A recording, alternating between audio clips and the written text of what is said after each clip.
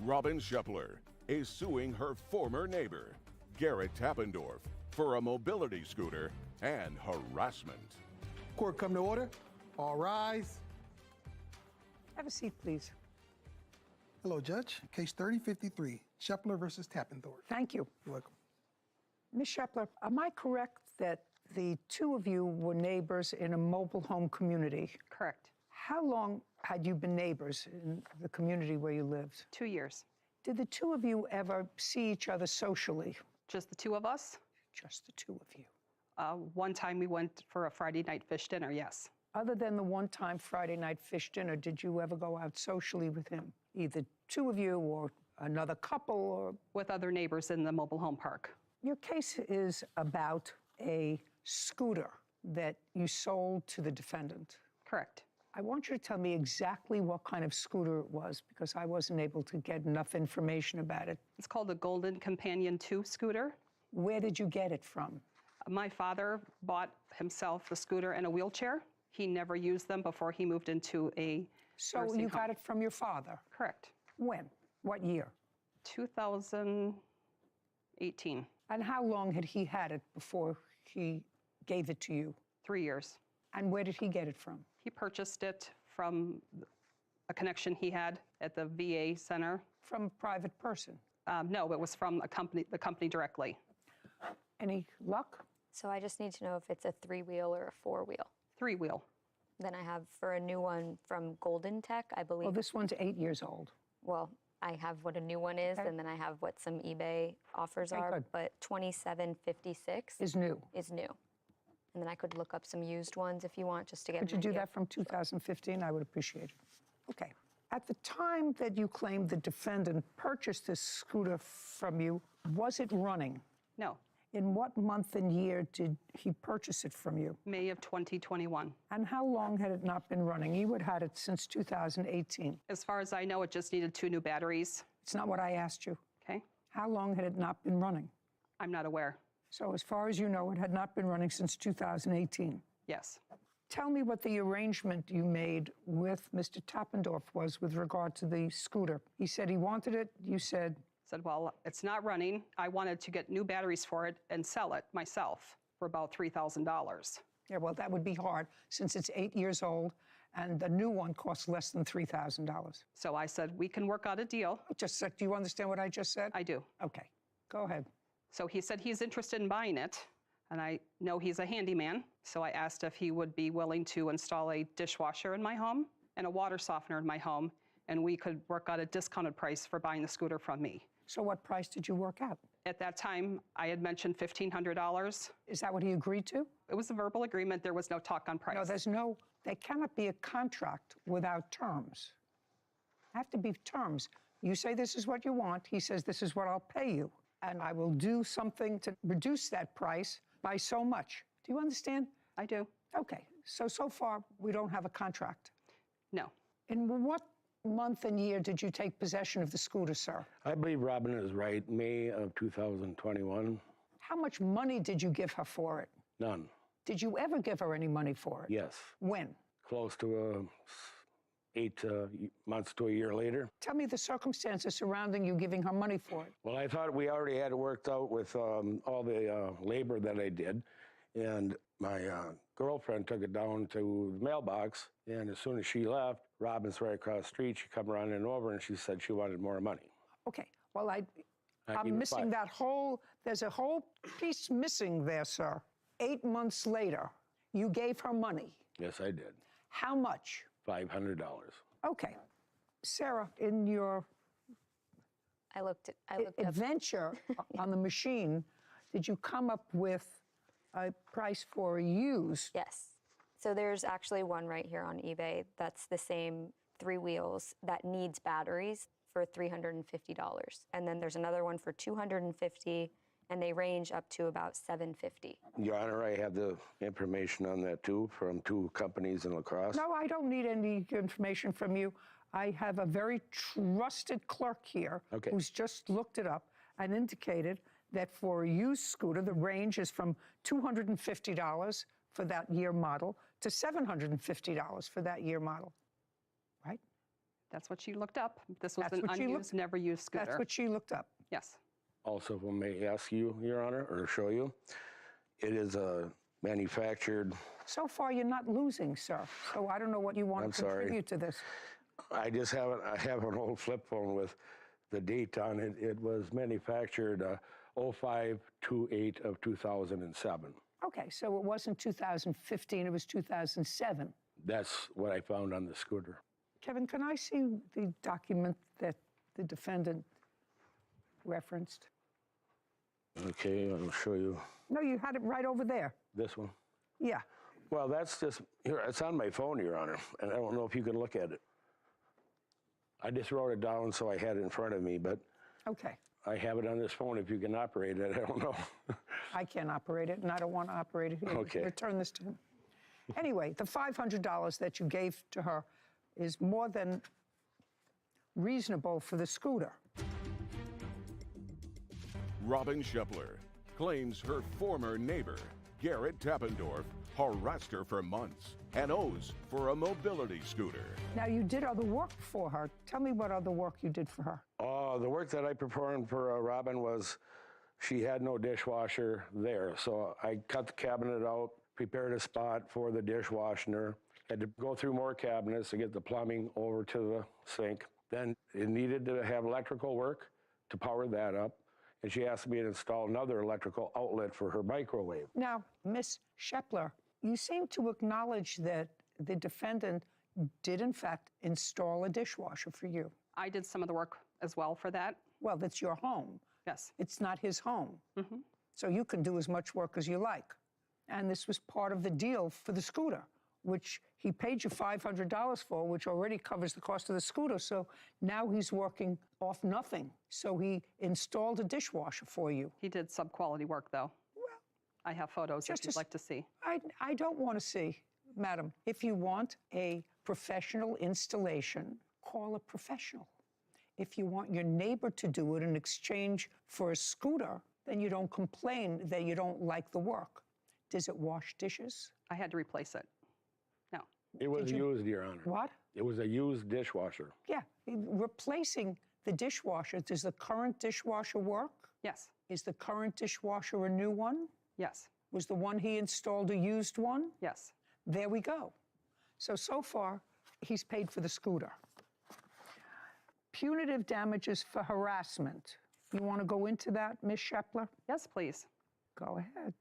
I knew him for 6 years prior to being neighbors. In that time, we would have community fires, bonfires, and he had this habit of turning his music up so loud. Just a second. Give me a month and year. This specific time for the last time was on March 16th. This was during the day. Just March 16th, 2000, 23. he played his music too loud. I was working, and I couldn't do my job across the street because his music was so loud. Next. So I called the police. And? The next day I came home from work, I get out of my car, and he calls me That's a nasty word. No, I did not. Just a second. And? and other vulgar terms. And? And he had the habit of standing outside urinating, where my grandchildren would see him. Well, tell me when. Give me a Every other day he did it. Well, then you shouldn't have let him in your house to install a dishwasher. He also That's had, Just a second. So my question to you is, if it was vulgar then, which to me it would have been, why did you let him in your house to install a dishwasher? I was not aware of those actions that he had at that time. Okay. Next.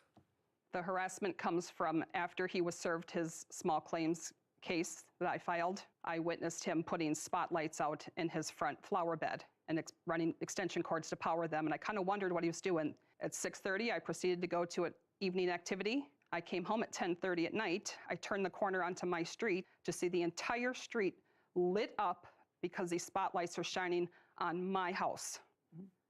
I proceeded to call the police. The police came within 11 minutes. I have documents of the police. I have a video of the police going to the defendant's house, in which they spoke to him, and within 3 minutes, the lights went off. But I had my camera rolling, and I could see the police were standing 10 feet away from the door. Next thing I know, the police are coming over to my house to talk to me, and when they came to my door, I turned on my front light. When the police came, they asked me to turn off the lights so they could talk to me, and I told them, this man is harassing me. I'm afraid of him. He has a problem with alcohol. Why did you file a small claims case against him? I don't understand. You were paid more than the scooter was worth between the $500 he gave, plus in addition to that, he did some work in your house, whether you liked the work he did, whether you didn't like the work that he did. I'm not understanding why you filed, because you say this harassment started after you filed the small claims case. Yes. And I don't understand why you filed a small claims case against him. I feel it was a brand new, unused scooter that happened to be 6 years old at the time. So I think the value was higher than $500. And I brought over a flyer to him, which I have here. And we sat down and we discussed it, that $1,000 would be the going price for what he'd owed for the scooter, having done the work. Okay. First of all, whatever it was a plus item for you. It was given to you by your father who couldn't use it anymore. You don't know what he paid for it. He says from the scooter, it was built in 2007, despite the fact that you say your father bought it new in 2015, which I'm not so sure about. But the highest price for that scooter is $750. The highest. The lowest is $225 in the same year. So you got paid for it. I don't understand why a busy woman like you would waste your time. I just don't understand. You seem like an intelligent woman. You have a counterclaim. It is your claim, Mr. Tappendorf, that because the plaintiff called the police on you several times, it caused you to be evicted from your home. That's true. Show me. I filed a counterclaim in the amount of $1,800. I have it. And it says punitive damages for losing home and moving expenses, which I read your counterclaim and you say because of her constant complaints about you. I don't have any proof. Well, if you don't have, I know, Mr. Tappendorf, you know what happens when you don't have proof? You get nothing. Right. Right. Because you filed the counterclaim, and I can't tell you what happened. You have to have proof and be able to show me that the reason you were asked to leave the leased property that your mobile home was on was because of the plaintiff. It's possible that it was, because the police, based upon what she tells me, were called twice. It was more than that. That may be more of a reason. You don't have to help his case. I've never had a ticket, never had a warning. I just had a warning one time that the radio was too loud, please turn it off. These lights that she's talking about I'm not interested. False. Sir, all you have to do is show me that you were evicted from the property because of the plaintiff. It's all hearsay then, Your Honor. Well, then I have a problem. I do have proof of what he harassed me with. Just a second. And later today, According to what I read, Robin Shepler claims her former neighbor, Garrett Tappendorf, harassed her for months and owes for a mobility scooter. he has no case. Why are you helping him? I'm not helping him. I have my own case against. No, my your court your case is dismissed against him Thank you. because you have no case. You were paid for a scooter more than handsomely. You had work done in your house. You were paid far more than the value of it over the internet for a scooter that's between 8 and 14 years old, more than handsomely, and you had work, and he did work for you. That you may not have liked the work, but he did the work, and you installed a new dishwasher that works. And he did the cabinetry.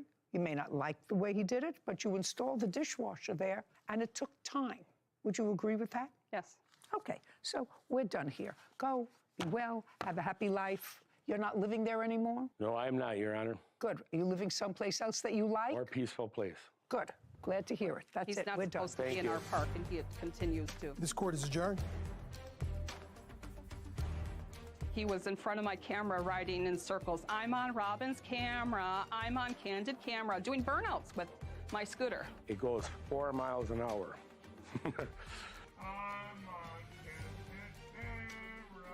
He taunted me with the scooter, and he knew he owed me more money on it. I have another girlfriend that lives in the neighborhood, and they're all jealous of her, and they just want me out of there now. Well, he's been evicted from the park, and all of the people are very happy that he's no longer there. That defendant has definitely watched you before.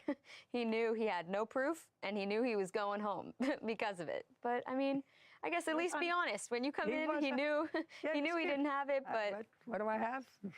Got nothing. yeah, at least he knew it was hearsay, and he knew you weren't hearing it. I actually thought he was pretty sharp. Yeah, but I think, she was adequately paid and he did work. She didn't like it, hire a professional. Yeah, well, you put in a used dishwasher in the work that he created. So he really more than paid for it. Yeah. There's something else there.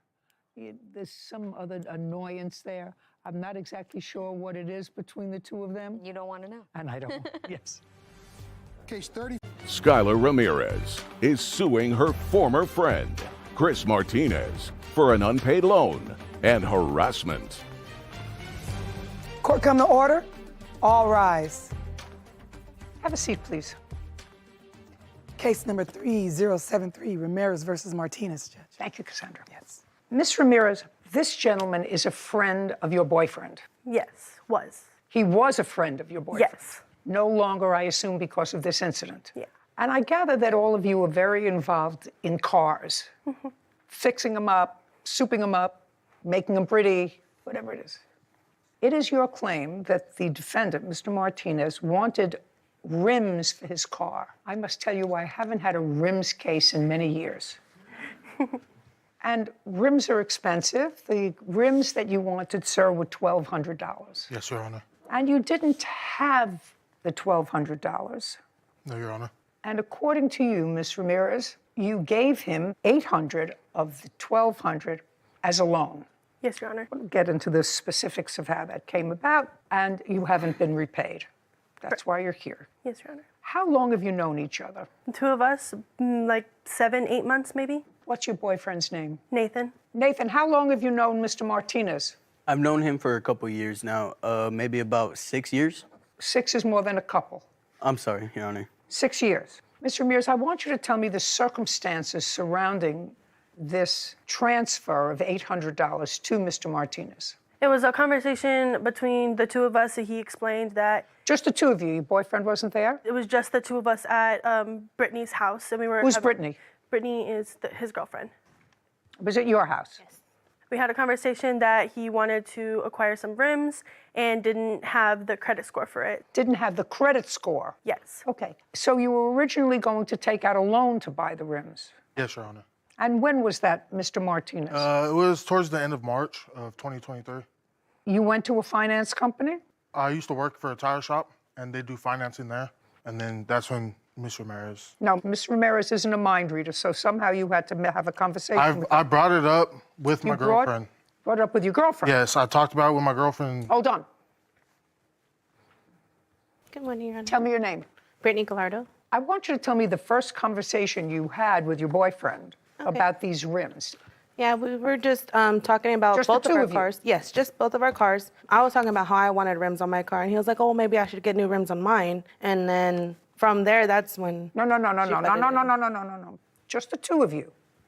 So you said you wanted new rims on your car. He said maybe I should get new rims on mine. There had to be more than that.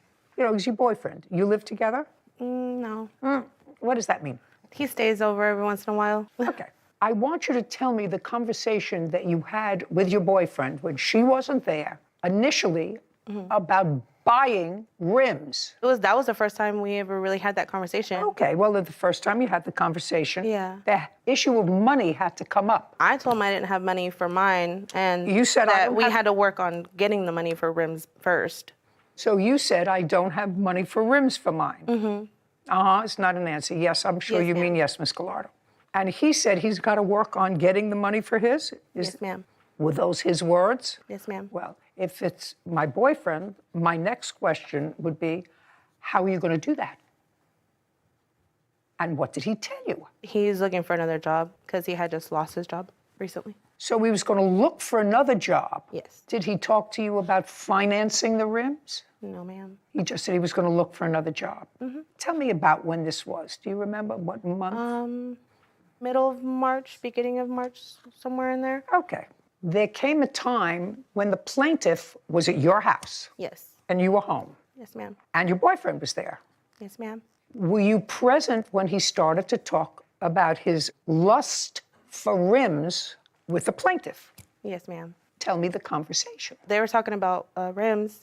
And No, so I she brought up wasn't- the she- conversation that we had about him. And then she was like, "Oh, why don't you guys just get him?" And I was like, well, I don't have the money right now, and he still has to find another job. So until that happens, we can't really do much. And she was like, oh, well, I could be your friend and I can help you guys finance, but the work that he does on my car should be free. No. Careful what you say to me. Be really careful. Yes. You want to be helpful, but don't get ensnared in the web. Okay. Because I weave that.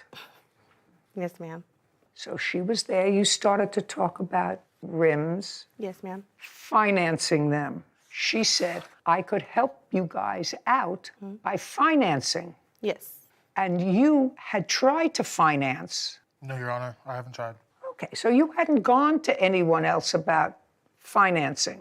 No, Your Honor. Okay, so she said, I could help you guys out financing. And what did your boyfriend say? No. Sorry.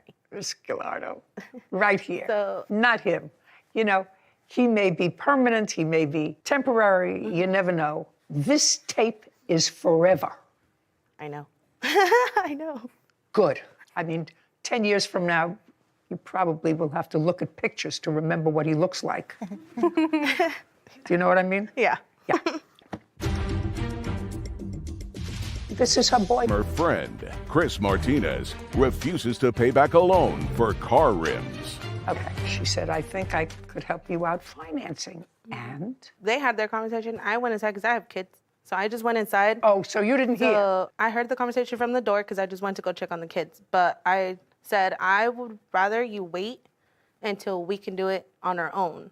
And so their conversation came up because she had already gotten work done on her car. So, and she kind of already owed him. There's no almost kind of. Well, she owed him money for the labor that he was doing on her car. And because of that, he was like, well, if you do that, we can just call it even. And You heard that? Yes, ma'am. And so she was like, so you're going to do my car for free? And he said, yeah, I'll work on your car for free, but you had to finance and pay for the rims. That day that they went to go get the rims, I guess, he had to put cash out of his own pocket to get the rims that day. How much, sir? I put $400 down. You put down $400, but the rims were $1,200. She got financed for $800. The rims, cash-wise, were $1,200 out the door cash. There were more because interest, so I put $400 down. So she gave you $8. Yes, Your Honor. And that was sometime in March. Yes, Your Honor. Between March and May, what work did you do on her car? Every time they needed something done on their car, they'd show up to my girlfriend's house late, around 11 o'clock, 12 o'clock at night, asking for work to get done. I've done oil changes on the car, their brakes, spark plugs. I asked you a specific question. Between March, which is the time that she advanced $800 towards your rims, and May, what work did you do on her car? Your Honor, it varies. I've done multiple stuff within that time period. This is her boyfriend. He used to be your friend. Yes, Your Honor. He's not your friend anymore. No, Your Honor. You want to tell me why? Because this whole situation, the way it turned out to be, he's just going off what she says. Well, you've been friends for 6 years. Did you have a discussion with him? Because there came a time when she wanted her money back. Because now she's got this loan that's built up interest, right? Yes, Your Honor. And so you had to have had a discussion with Nathan. Nathan. Nathan really's never talked to me about anything. It's always Skylar going through his phone on his Instagram, talking to me about it, or having other people call me. May I say Nathan? Nathan, did you ever have, after the exchange of this money and after your girlfriend took out this loan, did you ever have a conversation with Mr. Martinez? I did not personally know. Did you have any email or text exchange with him? On my account, yes, Your Honor. Do you have a copy of that? This was later on, like a month after the financing. Well, this is in April. I assume that this is you saying, ain't trying to rush you, bro, but we need the money. Yes, Your Honor. Do you have half of the 50? Yes, Your Honor. And he says, I don't, bro. I always have 3 kids to take care of. You have 3 kids? I have 3, Your Honor. Okay. You're good. I wasn't even trying to be like that. Don't take it the wrong way. I'm not, bro. I don't want you guys to think I'm blanking you all over. What does that mean? I don't want them to feel like I'm screwing them over, Your Honor. Screwing them over for what? For the money? Yeah. For the money. Well, that would indicate to me, Mr. Martinez, that you acknowledge that you owed him money, but you have 3 kids to take care of, and you didn't have the money. The initial agreement when I got the rims was I work on their car. That was the initial agreement. That's in March. You said that I would work on their cars. That's what you said. Yes, Your Honor. Initial agreement is that I would work on their cars. And so I specifically asked you, what work did you do on their cars from March until May? Which was actually a pretty reasonable question, because these texts were the end of April. And you said I changed spark plugs, I changed the oil. I've done brakes. I've installed aftermarket parts for them. Just a second. When is my question? I just want to know what you did for them after she gave you the money. Were you supposed to sell this car, sir? Yes, Your Honor. Did you sell it? No, Your Honor. Why not? Is not an answer. Just people lowball me. You have a Mitsubishi Yes, Your Honor. 2000. Yes, Your Honor. Where'd you get it from? I traded one of my last vehicles for it. You traded? Yes. What did you trade it for? I had a 2013 Cadillac ATS, and I traded my homeboy with it, and he gave me cash on top as well. When? I want to say beginning of February.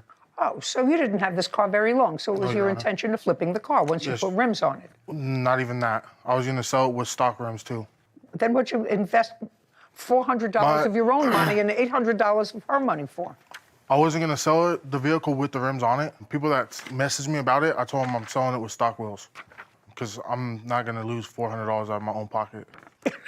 So. Does he take care of your cars? He did change our brakes. He did. On one car or 2 cars? One car. One car, Your Honor. You live together? Yes, ma'am. Yes, ma'am. Okay, so he changed the brakes. Do you remember when he did that? March. What else did he do? He did a spark plugs a few days later, and then there was a leak in like our router or something like that in the brakes, and he changed that. But other than that, it was like small little things. He painted our rims. We helped him paint the rims together and stuff. When you go over to where they live, he does it at his house? No, he does it at Brittany's house, his girlfriend. We would text him and I'd tell him that I get off late, and he said to just come through later on in the day whenever I'm off work. So it would be late, and I would let them know that, and they were okay with it until a time, and then they told me that's not okay, and I said that's fine. Like, I respect the boundaries. What arrangements did you make to pay him? Anytime he would do our thing for us, like the brakes, for instance, he told us that it'd be $50. And I told him that I'd cash app it to him, and I cash apped him $50. So you paid him for the brakes? Yes. $50? Yes. And you can show me that? I have it on my phone. Did she pay you $50 for the brakes? She's going to show me that For the you brakes, did. yes. Spark plugs? I have never received a payment for spark plugs. Spark plugs? No, he said that he would do the labor for it if we paid for the parts. And how much were the parts? Altogether, because we bought it with the brakes, it was like $156, somewhere around there and some change. Okay, and you paid for the parts? Yes, ma'am.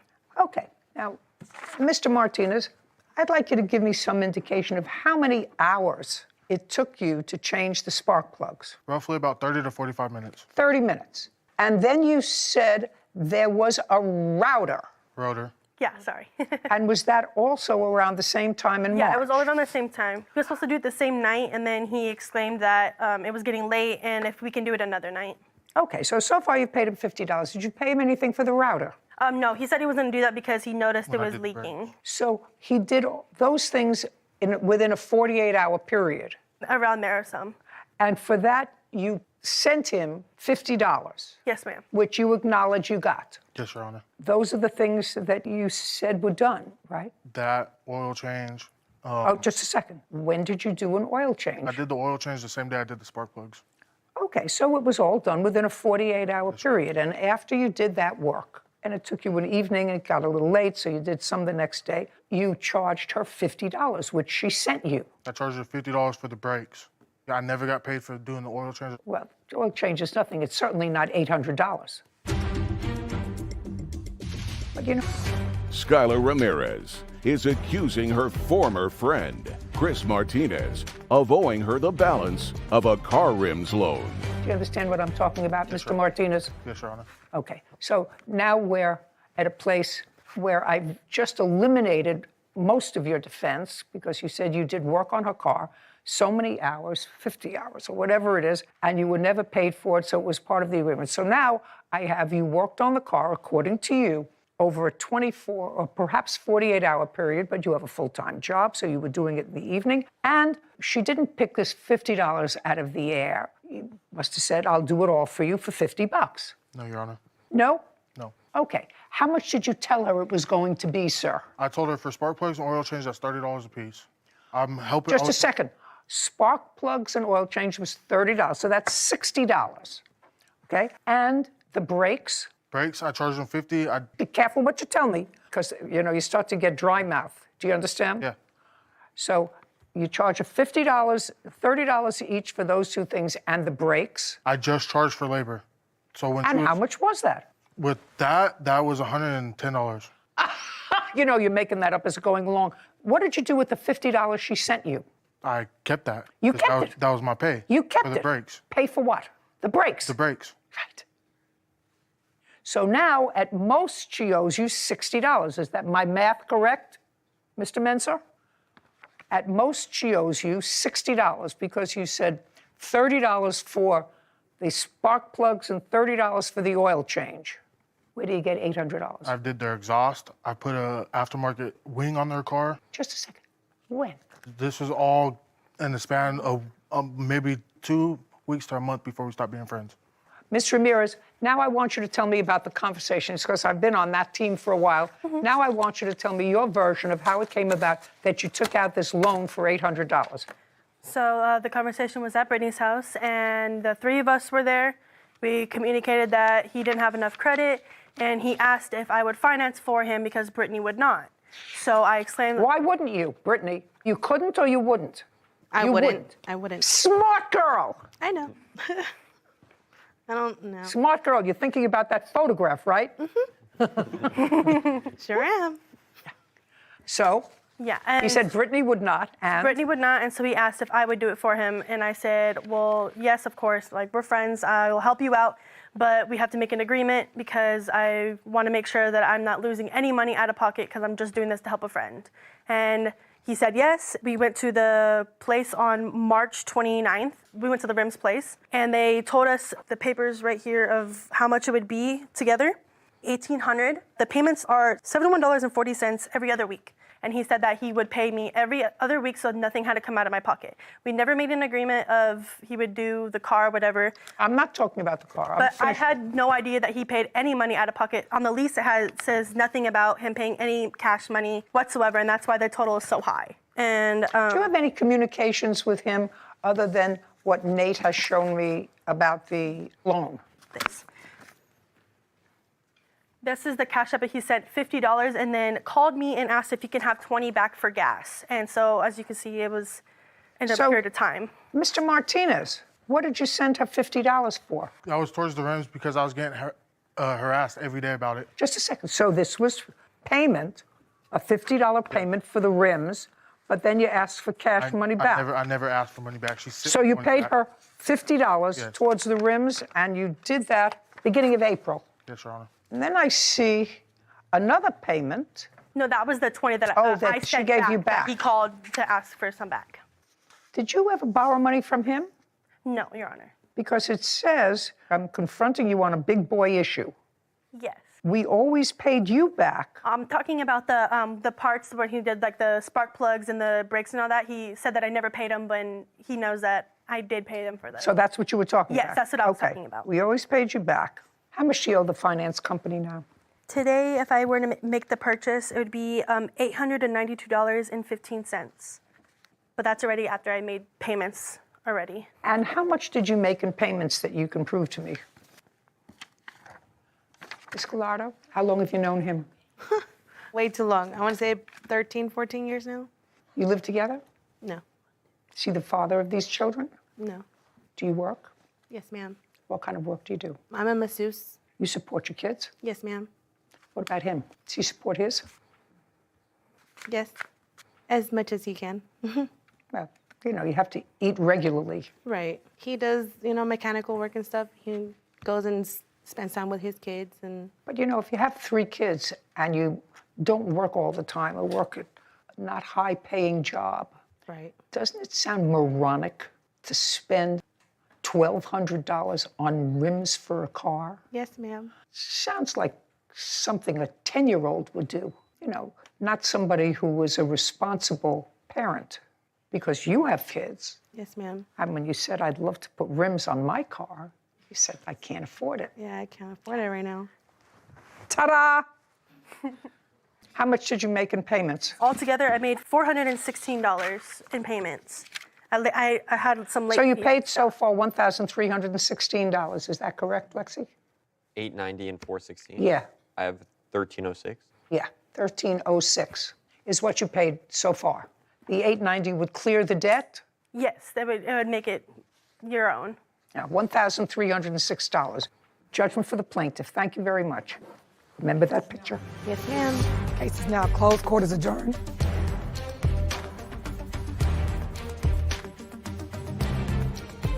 She was just being immature about it. I think she made the right decision. I'm a parent of 3, and I'd rather not put myself in a hole that I can't get myself out of. Yeah, I really wanted it to work out, but I feel like it was just immaturity that made it go like that. Stick to the agreement that we had, which was working on the car. Every time he done work on our car, we always paid him. Friends come and go. The world works in mysterious ways, and I think he just likes it that way. So, Alexi, let me tell you my takeaway from this case, which has nothing to do with the law. It has to do with Miss Gallardo, who I found absolutely charming. I actually found the plaintiff and her boyfriend also honest and charming. The defendant, on the other hand, is a hustler. And it's interesting that Miss Gallardo knows he's a hustler because that lady smiled when I say, remember the picture. 10 years, you won't remember him because he has 3 kids, takes care of them, she says, as best he can. Well, you can't take care of them as best you can if you don't have a job. And then not to have a job and to want $1,200 rims for your car. She knew it was ridiculous. Are you a victim? Now you're served with a restraining order by your mother. Yes. And in retaliation for that, she slashed your tires. Right. She admitted to carrying the knife, Your Honor. I can't ask her whether or not she slashed your tires. She's going to say no, right? Yes. She's going to get caught eventually. Right now, she's been clever, but she's not that clever. This is Judy Justice.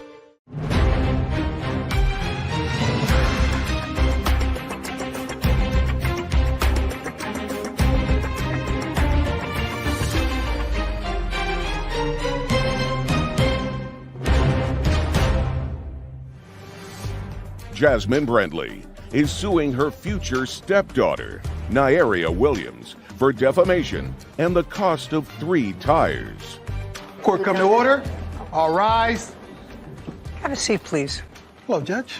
Case number 3084, Brandley versus Williams. Thank you. You're welcome. Miss Brantley, you are in a relationship with the defendant's mother. That is correct. For how long? Over a year now. I assume that when you met the defendant's mother, the defendant was living with her mom. That's correct, Your Honor. It is your claim that at some point the defendant and you developed an acrimonious relationship, and that as a result of that, she was asked to leave the home, and in retaliation for that, she slashed your tires. She was never asked to leave the home. She voluntarily decided she was going to leave the home. Let's say that that's a given, but it is your claim that as a result of leaving the home, and there's no question she left the home because you were there. We weren't sure exactly what the reason was. She didn't make a reason as to why she was leaving the home. She left, and it is your claim that after she left, she slashed 3 of your tires. That is correct, Your Honor. Ms. Williams says she did not slash your tires, but that she still has property in the house that she shared with her mother before the 2 of you were in a relationship. Do you live together now? Yes, ma'am. When did the 2 of you move in together? I moved into the home, I want to say the exact time frame was around April of 2023. And when did you move out of the home, Ms. Williams? I moved out June 28th of 2023. So a couple of months later. Yes. Tell me the circumstances surrounding your leaving the home. My mother texted me and said her girlfriend was feeling uncomfortable and she wanted to focus on her and her relationship, and I needed to go and focus on myself. You have that email. I'd like to see it. Kevin. Okay, so it's right there.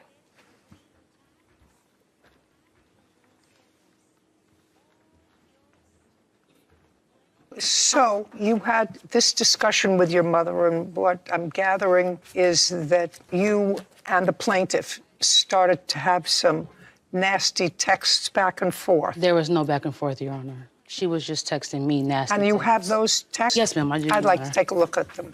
And she also had your other people response texting to me. your mother is that bum paying bills? Yes. Okay. And then your mother tells you right now, time for you to go. Yes. And then you say, okay, I just want to grab my TV and bear. Yeah, I want to at least grab that for tonight, and then I would have came back and got the Just a rest second. of Well, my that's what I need. Need to unlock the door so I can grab my TV and bear. I assume that's a teddy bear, not an animal? No, it's a bear. Okay. Let's see the text. And I never responded to these texts, Your Honor. Thank you so much. These are just phone messages. Okay. Yes, ma'am. She put my number on social media, and people were texting me asking for sexual favors. Just a second. No problem, Your You'll Honor. get there. I apologize. You'll get there.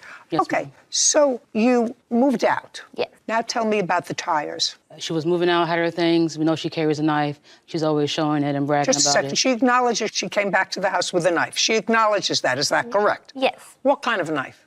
It's a small pocket knife. Show me. This I don't understand. Yeah. Oh, I my want bad. you to show me. Is it this size this when it's big. opened? So Yes. it's a little bit bigger. Yeah, just a little bit bigger than that. It's a little. Just a small one that you can fit in your pocket. Yes. Yeah. Yes. Okay. Well, that's a pretty big knife. Okay. So you came back to get your things, and you had the knife with you. Yes. Okay. Go ahead. So we did not confront her while she was getting her things. We looked out the window. We could see her carrying the bags as she was dragging them down the walkway past the apartment building. That was maybe about 1 in the morning. We woke up for work, I say maybe around 6:45 time frame. We go outside. The driver's side tire was completely flattened, and the left side passenger front and the rear passenger side tire, they both had tire slashes in them, and we had to get them all three replaced. They were unrepairable due to the puncture in those tires, Your Honor. Okay. And I have pictures and documentation for that as well. The issue is not whether your tires were punctured, but whether you have proof that the defendant did it. The tires were fine when you went to sleep. Yes, ma'am. And then the defendant came after midnight, Yes, ma'am. collected her things in suitcases. Mostly like bags, not really suitcases. How did you get into the house that night? Almost not an answer. Did you have a key? Yes. Okay. And nobody had changed the locks. They changed it the next day. Nobody made had it. changed the locks on you then. Then, no.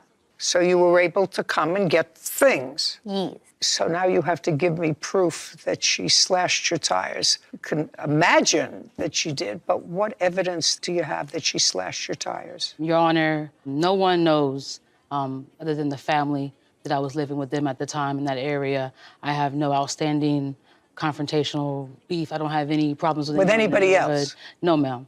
No, ma'am. That's circumstantial, but insufficient in the law that she's the only one that you had a beef with, the fact that she was there. It's not enough evidence for any court, even a court where the quantum of proof is little, that she did in fact slash your tires. The evidence that you have is that you don't have a beef with anybody else, correct? I don't have any, I didn't have any And negative you situation. couldn't think of anybody else who would want to do that, and she was there in the vicinity that night. Within the time frame, yes, ma'am, Your Honor.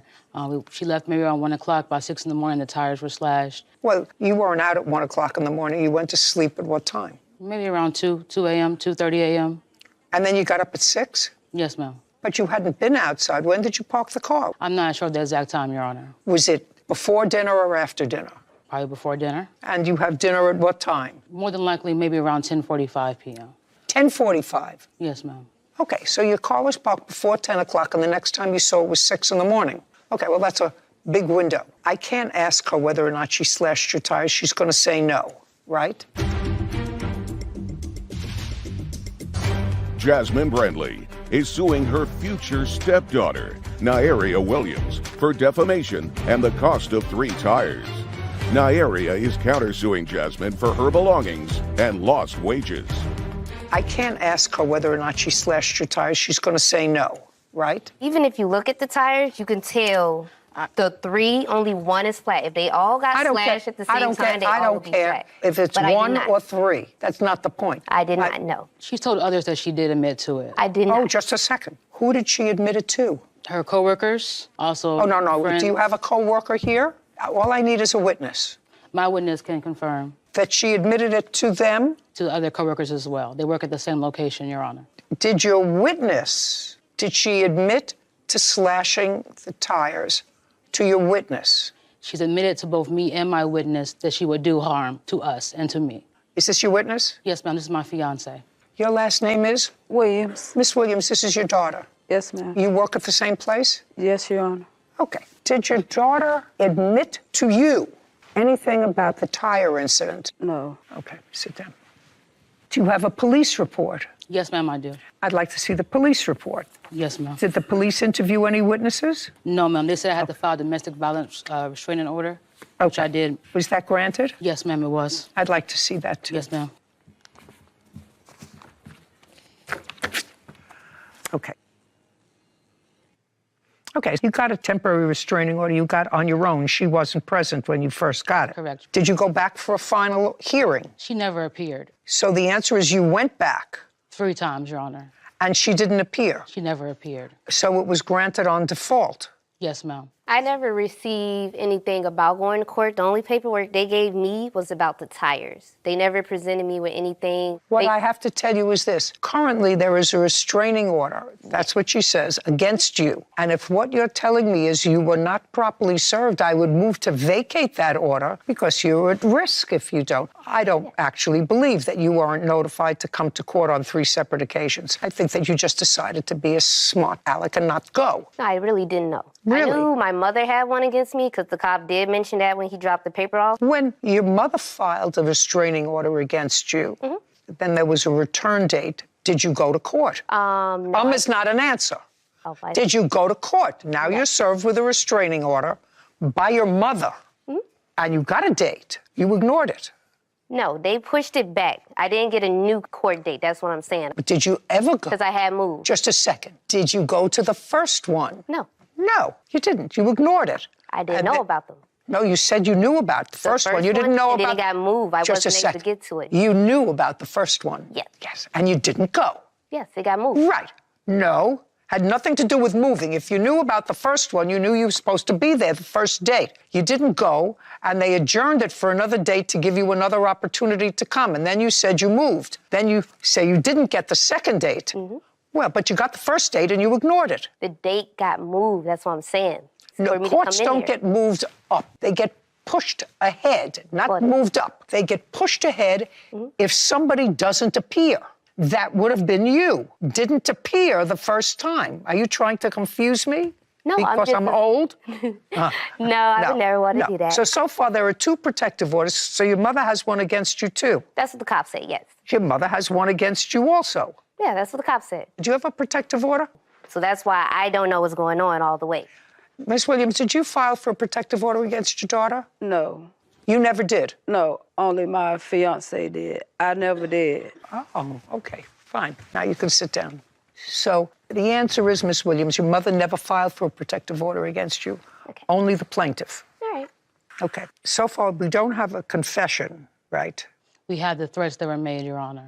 To do you harm. That's what she tried to do. Okay. Miss Brantley? Yes, ma'am. It's not sufficient. I'm telling you, in all probability, Miss Williams, who's a little bit of a wise guy, did in fact slash your tires when she came to get her things. All probability that happened. But there's no evidence. She admitted to carrying the knife, Your Honor. Yes, I know. She told me. I saw it. She took a knife with her. It's not enough evidence to connect her to doing the damage to your car. What about the credible threats, Your Honor? The threats that she made towards me?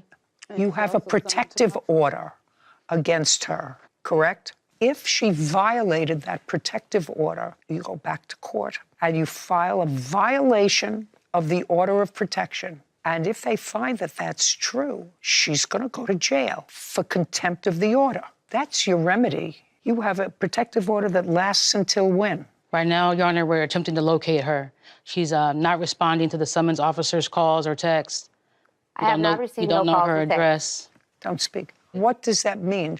Do you currently have a protective order? It expired temporarily. We could not summon her. Oh, well, that's... We don't know where she's located. Okay. I went to court 4 different occasions, and she wouldn't appear. They could not locate her. And she's aware that we're trying to serve her. Okay. You're suing her for 3 slash tires, which I can't find in good conscience that she did, even though probably in the back of my mind that I know that she did because there's insufficient proof. And the other cause of action is for defamation. Correct. What's the defamation? She posted my cell number to social media requesting sexual favors. I was receiving calls and texts. Just a second. At all hours of the night. Just a second. Can I see what it was that you're alleging someone posted? Yes. May I see it? And you already have the page that has all the different text messages that were coming from the number. And all these numbers... Just a second. Just a second. Oh. That text message that you're referring to came from this phone number that's on here? Yes, ma'am. If you look at all the messages on that one page, Your Honor, they were all from the Chicago area, the same area that is her zip code for her phone. My mom's zip code, too. So this is not her phone number that created this text message? So that is a screenshot that someone sent me of my number being posted on social media. I understand that. Yes. And you have to connect her with that. They're all coming from the same area code as hers, Your Honor. I don't know anyone else with the area code in that location. I'm not from the Chicago area. And if you look at that one page of evidence, I received over 10, 15, 20 different contacts, all from the Chicago area, asking for sexual favors. That's, again, probably true. Either she or someone at her behest. But you understand, there's no proof that it came from her number, that it came from Chicago, that the numbers were the same area code. The area code is in Chicago? Is that what you're Chicago telling me? area, that is correct. Chicago area. Well, that's a very big area, madam. I've never received any calls or texts from that area code ever before until the incident. At all hours of the night, Your Honor. I'm not a sex worker, in all respect. Jasmine Brandley is accusing her future stepdaughter, Nyaria Williams, of defamation and slashing her tires. Nyaria is countersuing Jasmine for her belongings and lost wages. She's going to get caught eventually. Right now, she's been clever. She needs to be held But she's accountable, not Your Honor. that clever. So right now, she's going to get caught. Miss Williams? Yes. You submitted paperwork to the court when you came here. Is that correct? Yes. Do you have any proof that the plaintiff ever threatened you? I'm sorry. Proof? That's right. Is not an answer. Yeah. No, I couldn't find it. Just a second. So you have no proof that the plaintiff ever threatened you? Correct. Other than the fact that your mother told you it's time for you to go, other than that, did your mother ever threaten you? That you can prove. That's either a yes or a no. No. I want your address now. Now. Okay. Where? Jacksonville, Florida. I'm still in Florida. We will verify that with the clerk who took her papers, and we're going to give you that address. Do you understand? Yes, Your Honor. Now you have her address. So if you want to file for a protective order, you know where to serve her. And Thank you. if she's evading service, you can get substituted service, what they call nail and mail. You mail it to her at her address, which she's given you, and you have a marshal tack it on to her front door, and then she's been served. Got it? Yes, ma'am. Yeah. What about the tires, Your Honor? I explained to you, you don't have sufficient proof that she slashed your tires. Probably did, but you have no proof. The fact that she threatened to do you harm, the fact that she was there within that period between 10 p.m. when you had dinner and 6 a.m. when you saw the cars is a wide window. She probably did it, but you need proof that she did it, and you don't have it. And you don't have anybody to whom she confessed. You could have brought somebody, if you say she did actually confess to a coworker, you could have brought that witness, but you didn't. You chose to bring a witness who really couldn't contribute to your case. Do you understand?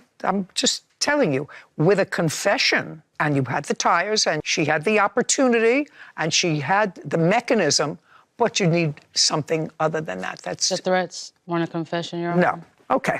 Now, you're counterclaiming for illegal lockout. Forget it. Your mother told you to leave. Money owed for belongings taken without permission. What belongings? I had 2 bags of clothes still there. You had 2 bags of clothes? Yes, I had 2 big bags. Just a second. And? 2 big bags of clothes. I had my shoes there, my work shoes as well. Okay. And then I had this big mattress I left as well. It was an air mattress. And? That's about everything. How did the plaintiff prevent you from getting that? Because when I contacted them about getting my clothes... Not them. How did the plaintiff prevent you from getting that stuff? They changed the lock. Not they. It's not... Jasmine and Rika changed the locks, and I could not come and get my clothes. Not they. You have to have proof that the plaintiff, you see, it works two ways. Yeah. You have to have proof that the plaintiff did something to prevent you getting your stuff. You went there to get stuff. You went there to get stuff on the night that her tires were slashed, and you were dragging out bags of stuff. Not bags. I only had a couple items. You had a couple of items Couple items in my that you teddy just bear. a second that you came back to get at 1 o'clock in the morning. Yeah, I need to get dressed for work. Miss Williams, your counterclaim is dismissed. Okay, now you have her address. If you feel as if you still require a protective order, get it. If you had proof that she posted this, I'd give you a lot more than you were asking for in your complaint. But you need proof that she posted that, other than the fact that the number comes from Chicago. I receive at least 10, 15, 20 different attempts to be reached out to me requesting sexual favors from the same area code. I said if you can prove that she posted this, I understand the consequence. A witness can confirm. She also texted me that night. I have text message from her that night that she slashed the tires. That says what? That was the night she came by at 1 o'clock in the morning? Yeah, she lived there. So, and if that's an acknowledgement that she slashed your tires, we're in business. Right. Let me see.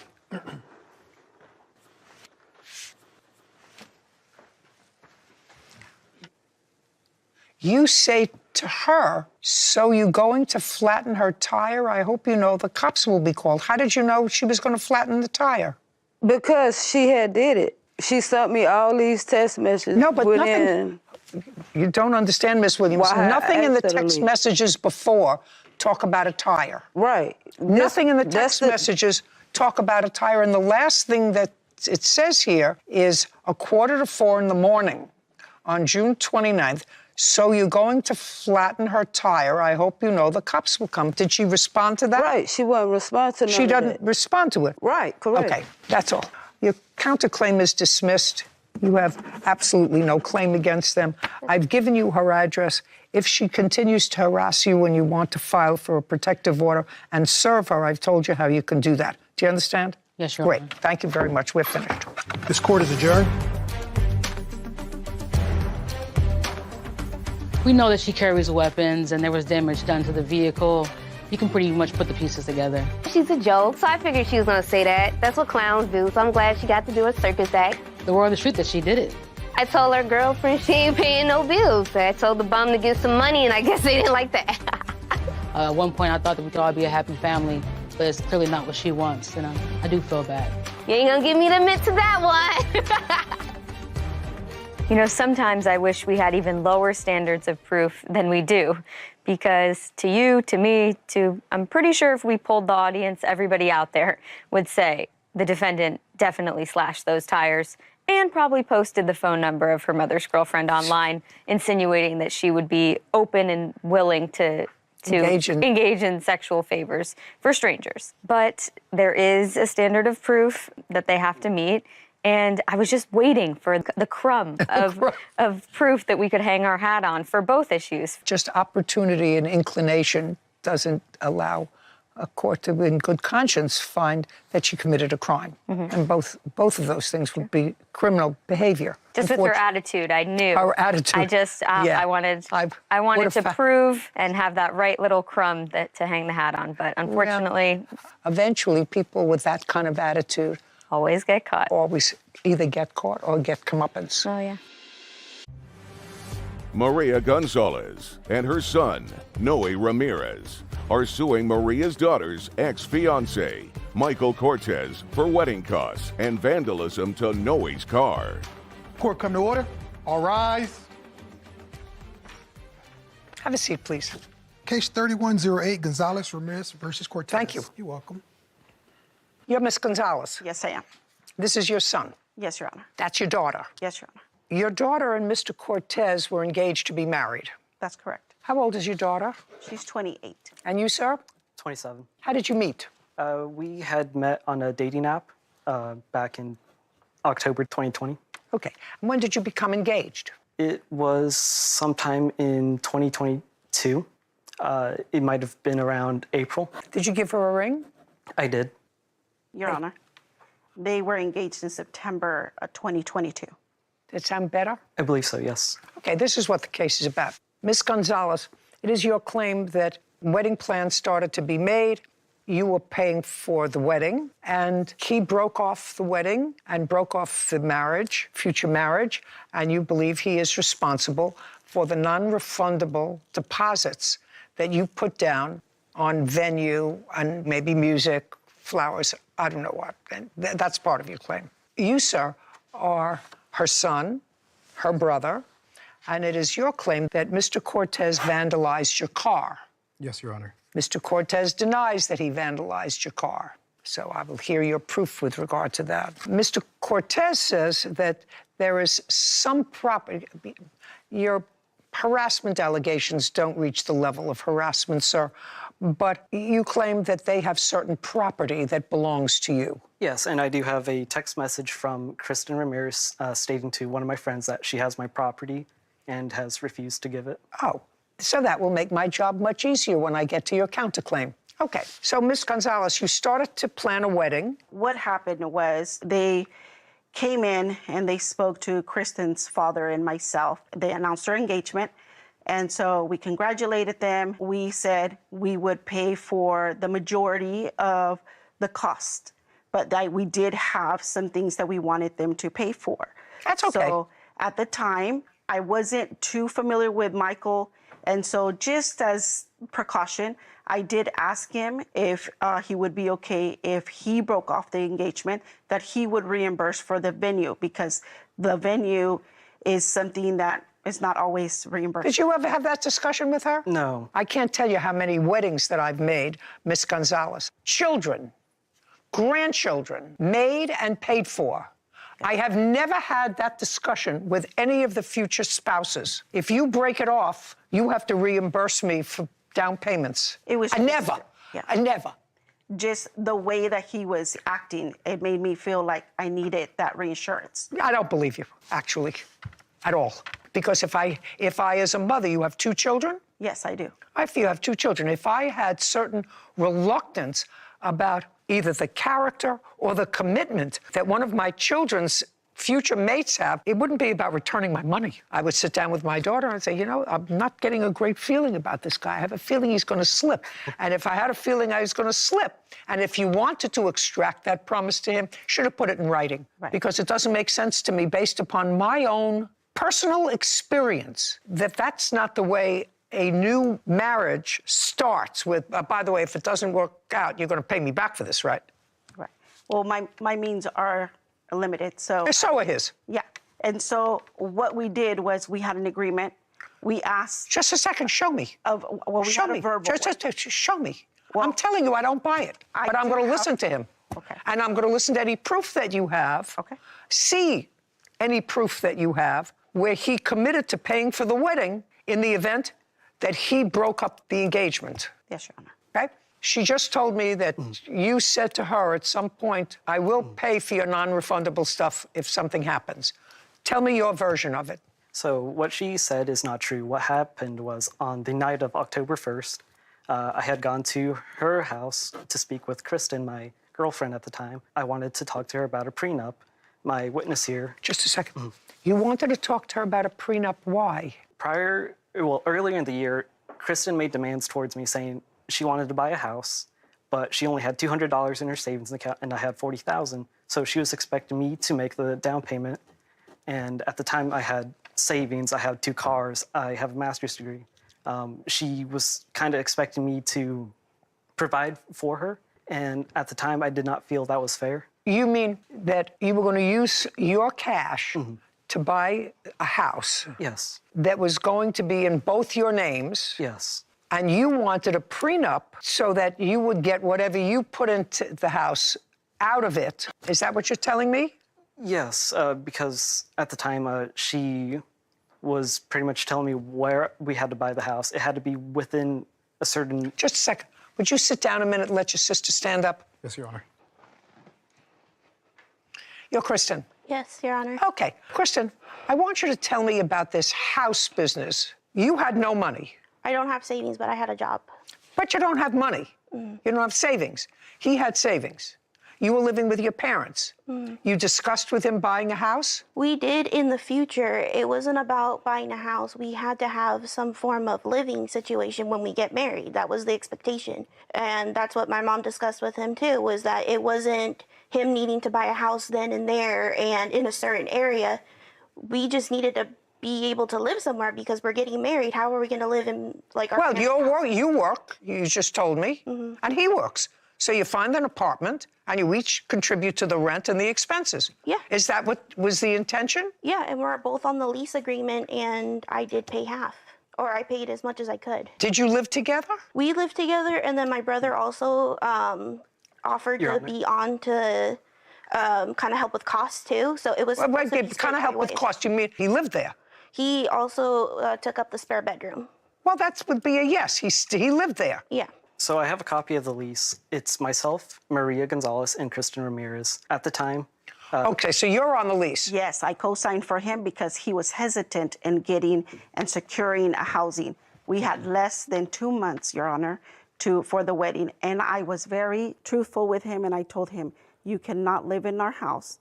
You need to secure housing. That was our agreement in the beginning, that you would be responsible for housing. I never said anything about buying a house or anything. It's just you got a butt out of your children's business. You have a 28-year-old daughter. What are you giving him instructions for? Because, Your Honor, he wasn't doing anything. He had a room. Well, but that's up to her.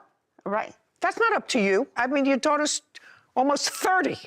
Why is that up to you when she's got a fiance? She's got to figure out what she's going to do with him. What did you have to do with that? When we were discussing the wedding, we did say these were the expectations. You were to have a place for them to stay. It didn't matter where they were going to stay. I never said anything about you have to buy a house or you need to get an apartment or anything. It's just a stable What place. other expectations did you indicate to him that you were expecting? That he pay for the wedding license and that he pay for his clothing. That's the only thing that we asked. You mean for the license and for his clothing for the wedding? Exactly. Okay. Yes.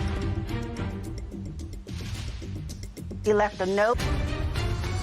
Maria Gonzalez and her son, Noe Ramirez, claim Maria's daughter's ex-fiancé, Michael Cortez, owes for wedding costs. Michael is countersuing for the return of property and personal threats. Okay, you were telling me a story, and let's get to it rather quickly, because what day is it today, Wednesday? Wednesday. Something about sushi for lunch on Wednesday. So you went to the house to discuss a prenup. Yes. And what happened? Originally, at the time, me and Kristen agreed that we wanted to do a prenup, and this was something that she discussed between myself and my dad a year ago. At the time, Kristen was the one who wanted the prenup. Because she was going to inherit a house? Yes. What house were you going to inherit? I just want to correct that I did not discuss a prenup with his father when we discussed the No, you discussed it just the two of you. It was between us and my therapist. There was a breakup, Your Honor, in February, and it was between them. Okay, we're going to forget about these wedding costs. Right. I could see the handwriting on the wall a long time ago. You should have too. Your Would Honor, you tell me? Forget it. Not happening. I do have messages that he was offering his Mercedes for payment reimbursement for the wedding. Okay. I do have. I'll take a look at that. Would you mind telling me what happened when you went to the house to talk about the prenup? That's what you were in the middle of. Yes. So we had discussed about wanting to do a prenup, and we agreed. And then about 20 minutes later, the mom came in to the apartment, started blowing up on me, saying, "How dare I make her daughter work? How dare I make her daughter pay rent? How dare I force her to sign a prenup?" Okay. Kristen, you remember that discussion? It was not. Do you remember the discussion? Yes. All right. Just answer my question. These very easy. Okay. Things are common sense. You were having a discussion with him about a prenup. Originally, you wanted a prenup because of an inheritance that you anticipated. What inheritance did you anticipate? I anticipated my father giving me a house. And is that what started the prenup discussion? No. Did you ever discuss that with him? No, not till that night. I'm talking about that night. Do you remember that discussion? Yes. Did your mother come in during the course of that discussion at any time? We went to his apartment, to our shared apartment. Who went? She came in. Me and my mother. He had left Okay. our house to the apartment. So he went to the apartment, and you and your mother went to the apartment. And do you recall what your mother was indicating to Mr. Cortez as regard to the expectations she had, or the two of you had, with regard to what he was going to do to take care of you? Yes. And what did your mother say? She sat him down and she said that the way he had been acting up until this time was not acceptable. That it was originally stated that if he was having cold feet, we gave him multiple times if he wanted to postpone the wedding, that he could.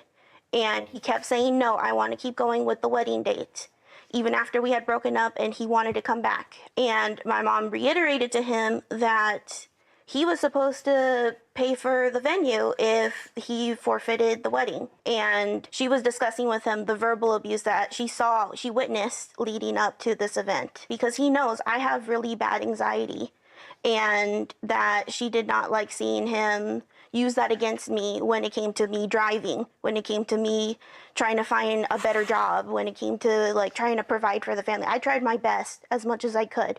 And that's what she discussed with him on that night. It had nothing to do with all these expectations. It was just, I needed help being able to speak for myself, because like, I don't know if you can see I'm shaking. Like, I need help sometimes in order to help myself. And that's what she was here for. He wasn't buying it. Do you understand? It's too bad. You said you had proof in writing that he somehow, someplace agreed to pay for the deposits that you had. I'd like to see what proof you have of that. Yes, ma'am. Just show me. Yes, ma'am. Don't show me anything other than that. Just show me that. Yes, ma'am. Now, the first one is Just a second. Who wrote this? Michael Cortez. He wrote it. Yes, and he left it in my mailbox. October 13th, 2020, I paid for the down payment for a home for me and Kristen. Both names on it. I would be putting down 40 to 50K. If we have kids, it'll go to them. To compensate for the wedding, I would be willing to financially support Kristen if she needs to focus on herself. Whether it's bills or rent, I would be willing to help. In addition, I would pay for a new wedding. I don't know what that means. Your Honor, I never wrote that letter. This? Correct. I never wrote it or signed any letters. He placed that in my mailbox. Kevin, would you go over this? Give him this pen, and I want you to write the following. I don't want to throw away.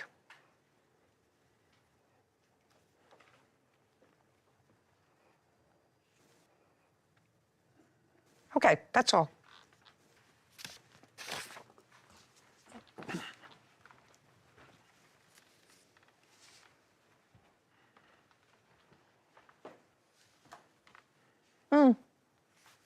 Yeah, he wrote it.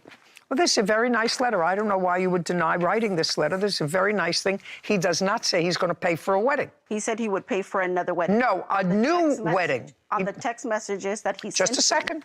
Yes. Now I'm going to read the text message. This is nothing except a very nice letter from him.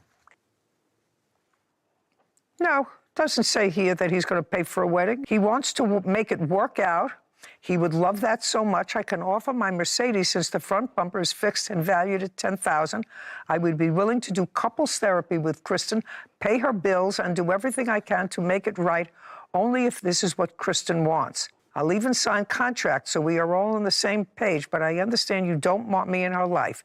And if she feels the same way, I want my pictures taken down tonight. So this does not support your argument. If you're not going back to me because of the money, I can give you the Benz. It's worth $10,000. What's that about? I'm not too sure, Your Honor. Can I ask you a question, Mr. Cortez? Yes. These emails suggest to me that you were very much in love with the plaintiff's daughter. Yes. And you wanted to make it work. Yes. And how did it not work? What happened? The night of October 1st, when the mom blew up on me, she made all these threats towards me about legal action, physical harassment. And is that when the wedding was called off? Yes. He says that I threatened him. I did not threaten him. Whether you threatened him or not, you went there with your daughter. I did. And at that point, after this discussion, after these emails, which I see, and because he clearly felt strongly for your daughter, that's when the wedding was called off. Yes. Well, he didn't walk away. Yes, he did. I don't he think left so. that. Yeah. He left that day, that night after our discussion. He took everything out of the apartment and he left, Your Honor. Okay. He left a note that said, "I'm sorry," with his wedding ring on the pillow on the bed. Fine. I would too. Don't get involved if your daughter's getting married, and I wouldn't do it if your son's getting married either. It's none of your business. Stay out of it. Keep your nose out of it. You can sit down now. Stand up. Noe. Yes. You were living in the apartment with Mr. Cortez that your mother co-signed for when your sister was supposed to get married and blah, blah, blah, blah, blah. You went to live with him? Yes, Your Honor. And you say that something happened to your car. On what date did something happen to your car? It was the 27th of November. Of October, November. If you don't speak, that's your problem. You get too much involved in your adult children's business. Maria Gonzalez and her son, Noe Ramirez, are accusing Maria's daughter's ex-fiancé, Michael Cortez, of refusing to pay for deposits after their wedding was canceled. Michael is countersuing for the return of property and personal threats.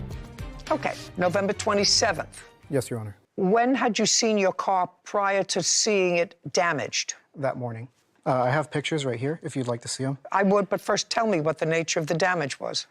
It was you scratched into the trunk of my car, and my back right tire was slashed. And what evidence do you have that the defendant had anything to do with that? We don't make enemies. Like, we don't have enemies.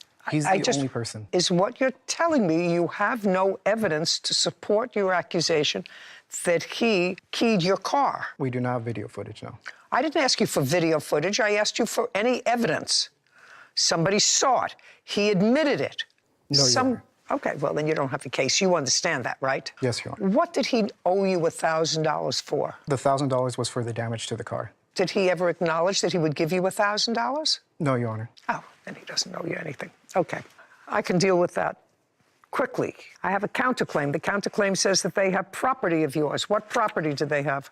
Kristen Ramirez had sent a text message to one of my friends claiming that she has my property. I don't know exactly what all she has. She's refused to talk to me. Just a second. Yes. You can sit because your case is dismissed. You actually understand that because you have no proof that he caused any damage to your car. Kristen, stand up, please.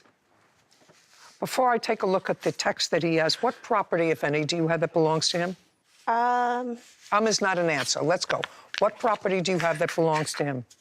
I believe he left a birth certificate at my house. Where is it? It was in the safe in my room. So you have his birth certificate. What else? I'm not too sure what else he left in there. He's the one that put them in the safe.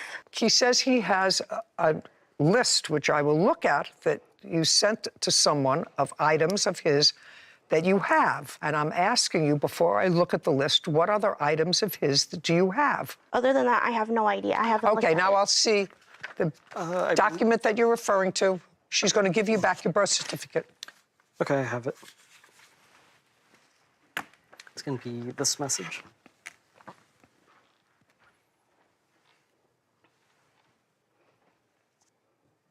So far, I don't see what it is. Right. It's not listed in there. She just acknowledges that she has my stuff. She kept it vague. She's going to give you back your birth certificate. It's sort of misleading, sir. Yes, Your Honor. Now we're going to get back to one other little thing that's gnawing at me before I finish this case. So with regard to your belongings, she's going to return to you within 5 days. Make sure it's sent and doesn't get lost in the mail. Do you understand? Yes, Your Honor. Any paper she has that's in your safe, including your birth certificate. Do you understand? Yes. Okay, fine. Now, I just want to get to this Mercedes-Benz. What was the Mercedes-Benz that you were offering for, sir? I can turn over the Mercedes-Benz. I want you to tell me something that I can believe. Your Honor, I'm not too sure. I do have a receipt from the wedding venue that I emailed. They said that even if she were to cancel, she is, they accommodate with rescheduling. So it's not like she's out of all her money. She's just got to find another groom.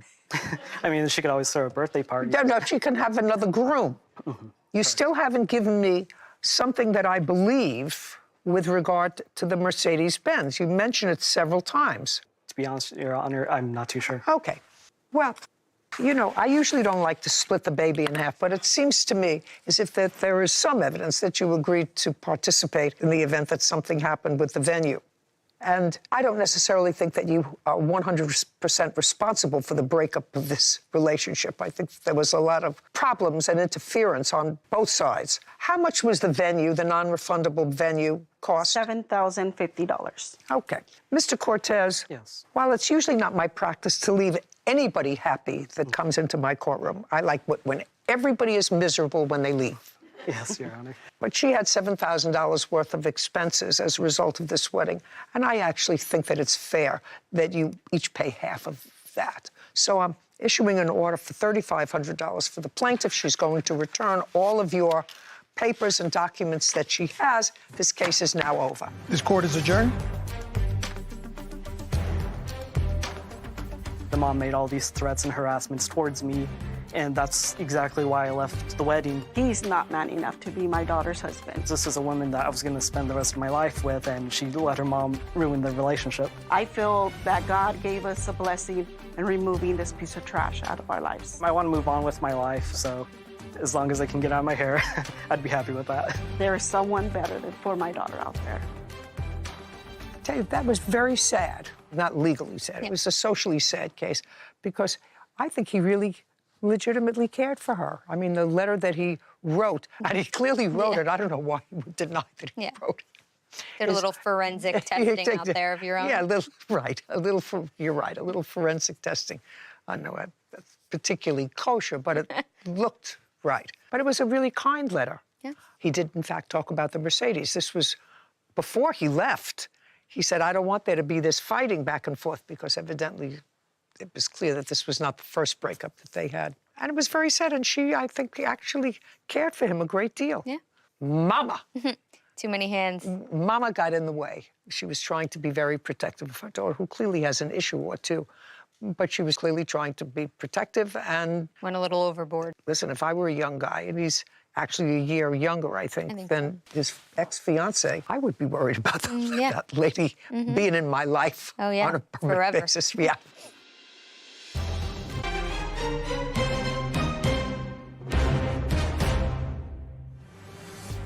Diane Harris is suing her ex-boyfriend, Scott Corey, for breach of contract and harassment. All rise. Have a seat, please. Hello, Judge. Case 3104, Harris versus Corey. Thank you. Welcome. Miss Harris, in what state do you live? Las Vegas, Nevada. How old are you? 33. Have kids? Yes, ma'am. A 2-year-old and a 7-year-old. And you're a single mom? Yes, ma'am. How do you know the defendant? I met him in Arizona through my father. Your father lives in Arizona? Yes, ma'am. So you were visiting him when? When you first met the defendant? When I first met him in June of 2023, sorry. You met him at your father's house? I want you to tell me how you met. I did. I met him at my father's house. The first conversation that we had... Just a second. How do you know her father? Her father was my neighbor, and that's how I met him, and we became friends really quickly. He was a nice gentleman. Are you still neighbors? No, I have moved since. Where did you move to? Back to my home state, Minnesota. When did you move to Minnesota? That would have been the end of October of 2023. Okay, so you met him through your father in June of 2023. Yes. And according to what I read, you became friends. Yes. That fair? No, that is not true. Okay. You tell me what happened when you met at her father's house. We met in August of 2023, the beginning, and we kind of fell in love. That sound right? No. August? No, it doesn't sound right. Okay. It was a month or two before that. Well, tell me about it. You mentioned a month or two before that at your father's house. You were visiting your father. Yes, in June. What did you do in Las Vegas? I'm an armed security guard. And you live alone with your 2 kids? Yes, ma'am. Okay. How did you get to Arizona? I drove. Whose car? At the time, it was a rental car, so I drive through Lyft, and they have an app where you can actually get a rental car through their services. So that was the vehicle I was using. So you didn't have a car of your own? No. So you met him in June. And what happened? We became friends. I started taking trips out to Arizona to see him. Okay, so that became more than just friends. You don't travel with 2 little children. Well, to visit somebody who was just your friend. So, just a second. Okay, sorry. It was just your friend. Yes. Okay. Where did you stay when you went to Arizona to visit him? My father's or hotel. Never stayed with him? No. Well, correction, I did one time. In what month did you stay with him? October. I'm asking September. September or October, the beginning and the ending of September and October. For how long? Just for one night. What you're suing Mr. Corey for is for $10,000 for breaching a contract to purchase a car for you and damages for you having to use other means of transportation. Now, that's what the case is all about. Because at some point, he went with you to a car dealership in what month? September of 2023. Beginning, middle, or end? Beginning. September 6th, to be exact. Now, it was also the month of September when you stayed over at his house. Yes. And when you went to the dealership on September 5th, you did, in fact, go with him. Yes. For what purpose? To get me a vehicle. Now, were you going to buy a vehicle? Did you have money to buy a vehicle on your own? I did. I had a down payment for a vehicle. The whole purpose of him trying to help me is so that I could try to get something lower in a down payment or lower in cost for a vehicle, so he decided to help me on that. Up until September 5th, had you ever been intimate with the defendant? No, ma'am. What about after you spent the night at his house? No. No. No, ma'am. Where did you sleep? On the couch. And he? Slept on his bed. Prior to September, had he made any romantic overtures to you? Yes, ma'am, a few times. Okay. Tell me what they were. Text messages, videos of sexual gestures of himself. No. Prior to September? Yes. So you knew he had more than just a friendly interest in you? Not quite. Well, that's ridiculous. You have 2 children. You know when a man is sending you suggestive text messages and sexual videos that he's more interested in you other than as the daughter of his neighbor. True. Okay, you're a smart cookie. You don't have to be a genius to figure that out. So you know he had a romantic interest in you. Yes. Did you and the defendant ever discuss you relocating from Las Vegas to Arizona? No, ma'am. Okay. No. Mr. Corey, you indicate that that is the case, that the plaintiff and you had discussed her relocating to be with you in Arizona. That is correct, yes. Do you have any text messages or other messages that would reflect that? No, I do not. I had changed. Don't tell me you changed your phone. Everybody who comes here changes the phone. They lost their phone. The dog ate their phone. The kids flushed the phone. Whatever it is. The answer is you don't have it. Correct. All right. Diane Harris claims her ex-boyfriend, Scott Corey, broke their car agreement and harassed her.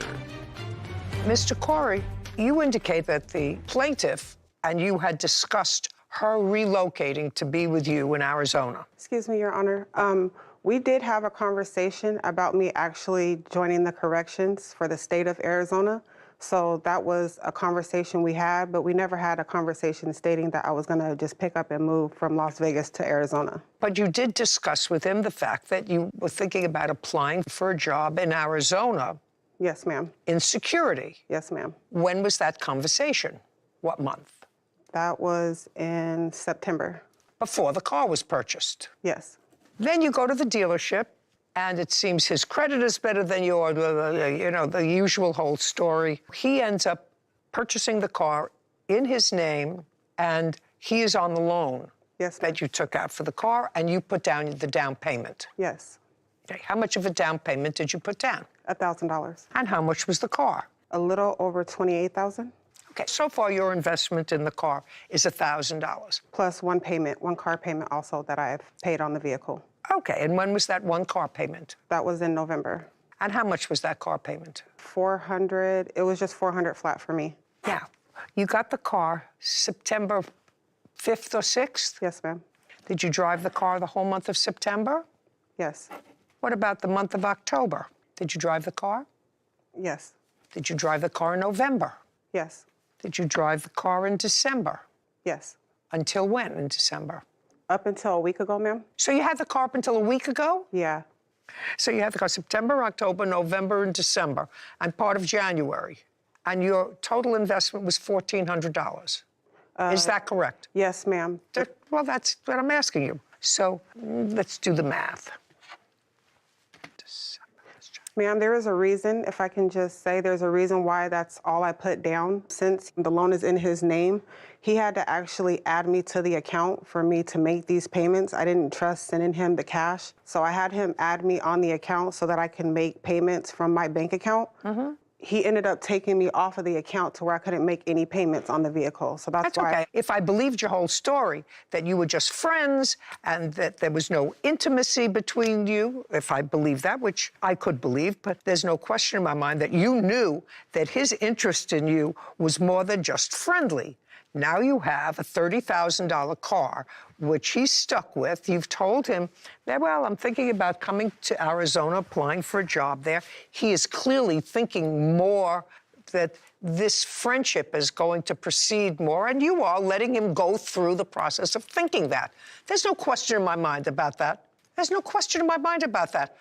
Listen, he says that the relationship was more than you are expressing to me. Would that be a fair statement, sir? Yes, ma'am. It was never more, but okay. Okay, well, that's what he's saying. Whether it was or whether it wasn't, it's clearly something that he wanted and that you knew that he wanted, and he had a $30,000 obligation. You ended up not moving to Arizona, and after you got the car in September. You stayed with him one night at his house, one night in September. What happened in October?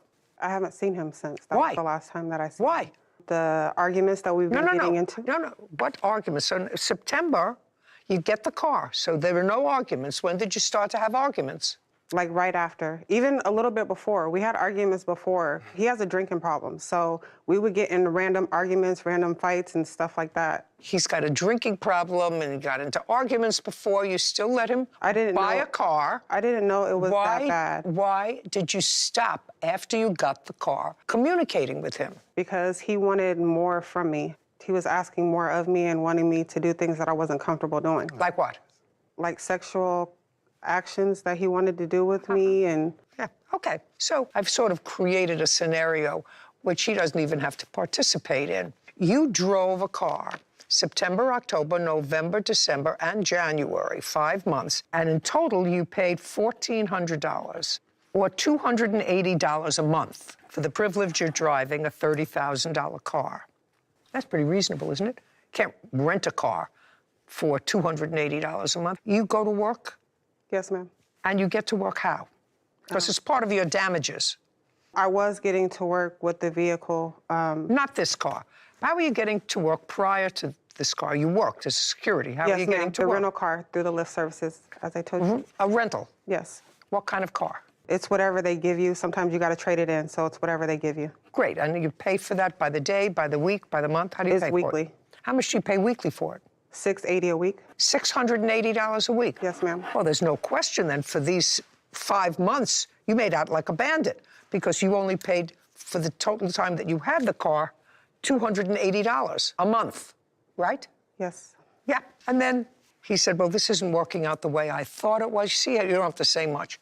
This isn't working out the way I thought it was. This is not a romance, right? Which is why I put my name on this loan to begin with. Is that a fair statement? That's not what it was supposed to be. That's what was it supposed? Why he put his name on the. Tell me why you think he put his name on it. He didn't even know me well enough to even want to have an intimate relationship with me. Tell nor me my why kids. you think. Tell me why you think then he went with you and signed the loan. Tell me why you think he did that. I think he did that because he was under the influence. First of all, because he's always drinking. If that's true, if you think that he was under the influence of alcohol and therefore was not in a position to make a decision, that's easy for me. Then your case is dismissed for that reason because he couldn't make a contract with you to buy you a car if he didn't have the mental capacity to do that. You want to come up with a different reason?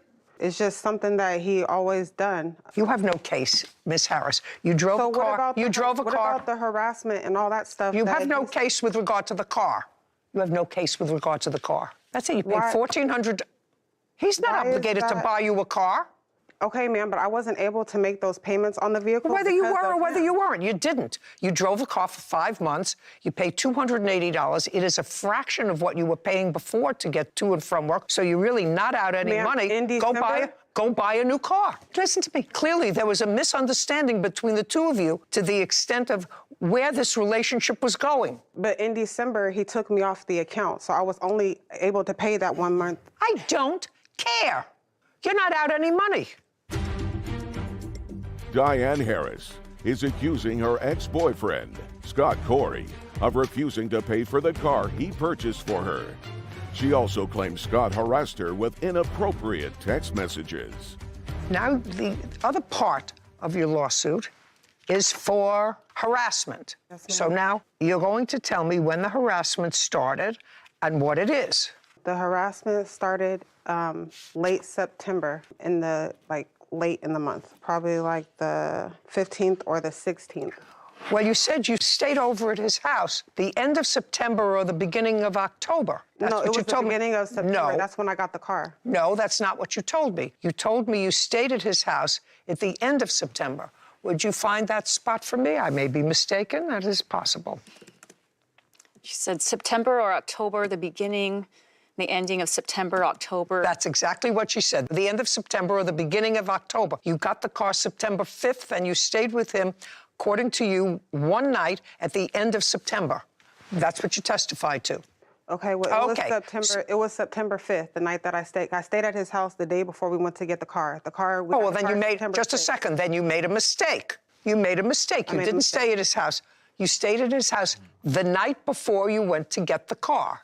Is that what you're telling me? Yes, ma'am. Okay, now you're going to tell me the harassment started, according to you now, on September the 15th. What did he do?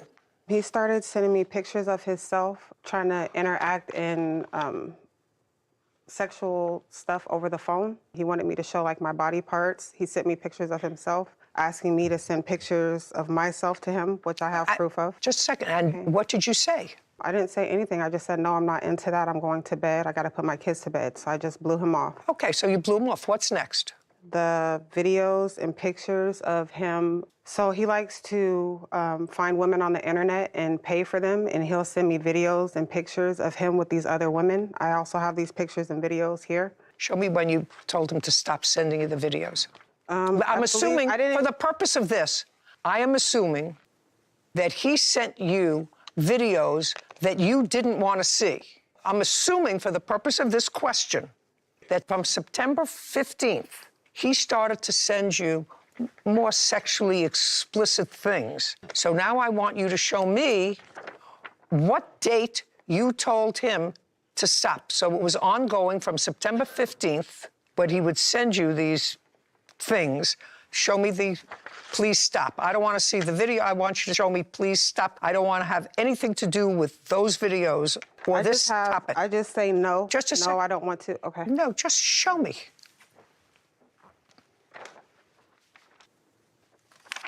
One second. I want to find them. What are you showing me? I don't know what this is. I'm sending I want you to show me. Their screenshots. So I'm No. I'm not interested in screenshots. I'm interested in when, in this, you said to him, please don't show that to me anymore. Please don't communicate with me with regard to this topic. Don't show me any screenshots. I'm not interested. Just show me when you told him to stop. Here's the one that says, no, I'm not interested. I got to put my kids to bed. And then. Just a second. Madam, I don't want to embarrass you, but you gave this to me. Evidently, there's some intimacy here that you're stringing him along, which is what I think, because he says to you some sex act that he wants to do with you, and your response to him is, laugh out loud, I'm in bed. And he says, really, that's hot. He says to you, really, that's hot. Did you try your new toy?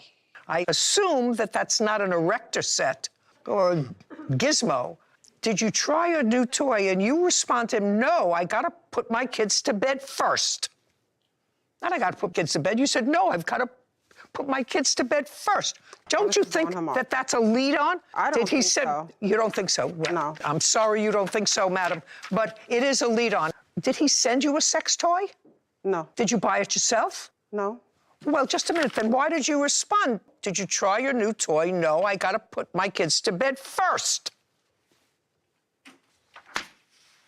Your case is dismissed. You have no case. Goodbye. We're done. This court is adjourned.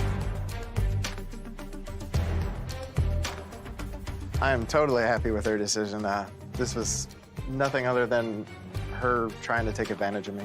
I really don't agree with it. She kept asking for more and more and didn't really seem to care about myself and what's going on in my life. I wasn't trying to string him along or anything like that. The videos were my way of telling her I didn't want to be with her anymore. I sent them to her around that time in October, so. He just told me he was going to help me out and do something for me, and it turned out it being something other than that, me doing more than what I was expected for his help. I'm not helping anybody out like that again. He lived in a one-bedroom apartment, so I wasn't looking at him for any of his money. This is as much social as it is legal. You know how crazed I get when men take advantage of women, empty out their bank account. You know, women need to nest and they get involved with people who are unsavory. I really feel the same way about women who, I believe, use their sexuality or promises of sexuality to extract certain things from a man with no intention of ever making the fantasy a reality in order to get something. Especially something like a $30,000 asset. Right. She drove that $30,000 asset for $280 a month, which was the cost of her down payment and the one payment she made. She testified that she spent to get to work $680 a week for a lift.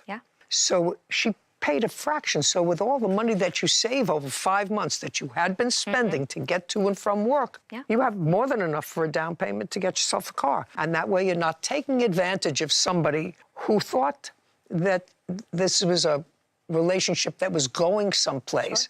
Clearly, there was a one-sided relationship. And the harassment really had no grounds. I mean, I saw some of the text messages, and if it is truly harassment, there would have been more outrage at some of the things that he was sending. That he Don't was ever text me again, lose my number. There was multiple possibilities, none of which came from the plaintiff. So Nothing. No, it's just that I have to put my kids to bed before I do that. Paul Cole is suing his customer, Paula Capestro, for the cost of a racehorse and lost earnings. Court come to order. All rise. Have a seat, please.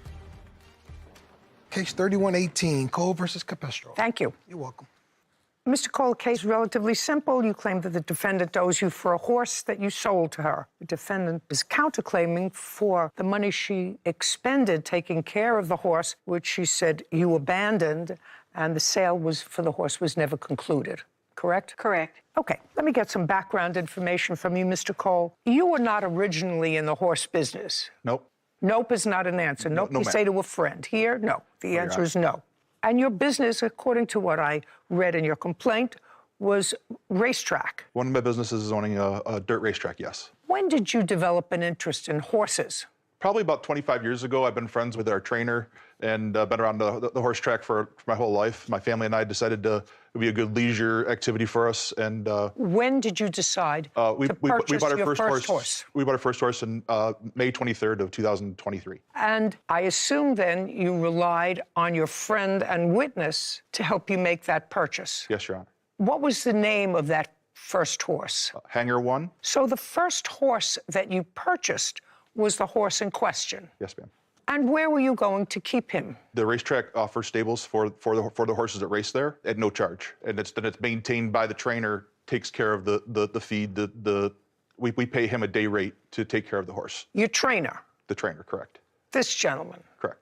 Okay. I didn't understand a word that you used in your complaint, sir. You said, my friend suggested I buy a couple of horses. I assume that this is your friend. Yes, ma'am. We went to a claiming race, and I claimed a thoroughbred named Hanger 1. Tell me what a claiming race is, sir. So what a claiming race is, the horses race for a price, and any horse in that race can be purchased by a licensed owner by putting a claim sheet in before the race starts. So 10 minutes before the race starts, you have to put the money up to purchase that Okay. horse. In this case, the horse was in for $5,000. The horse was in the race. Right. Any horse in that race can be purchased for $5,000. So it's a fixed price, $5,000. And you purchased Hanger 1 on the 23rd of May, 2023.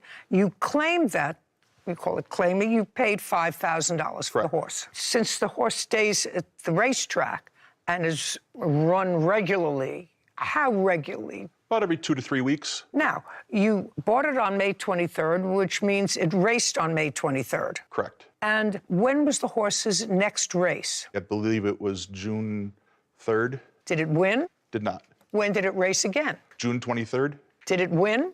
Did not. When did it race again? July 4th. Did it win? It did not. When did it race again? I believe it was July 18th. Did it win? It finished 3rd. The answer is it did not win.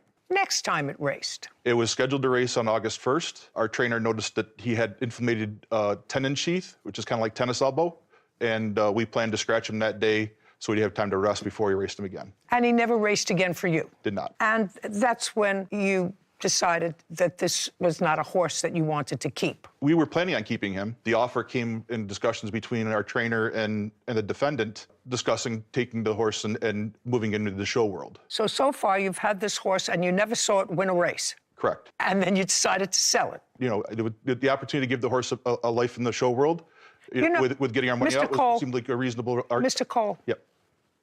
I'm not a stupid woman. You don't sell something you want. You sell something if you're disappointed in it. So far, you've kept the horse from May until August. You know, if you tell the truth, you don't have to have a good memory. I want you to pay attention to that phrase. Okay. How much money do you make a day? How much money? $60 per horse. How many horses do you take care of? Right now, I got 2. You want to tell me how you got involved with these two people? My husband says it was very dumb of me. Okay. Well, you never knew him, according to what I read. I never knew Paul Cole. I did know Jimmy Patine. Jimmy's father approached me, asked me to call him and teach him about the new HISA rules, H-I-S-A rules, which is the Horse Racing Integrity Safety Act, which is new. It was started in about July a year ago. I did so. Jimmy said he was doing well. This is Jimmy. The trainer. Just a second. Stand up. Move over. Do you remember that conversation, Jimmy? Yes. And you remember what date that conversation was? Not exactly. Do you remember when that was? Probably around July sometime. So you told him to watch his back, be careful, there was a new sheriff in town. Absolutely. So then he showed me a horse, a picture of which is right here.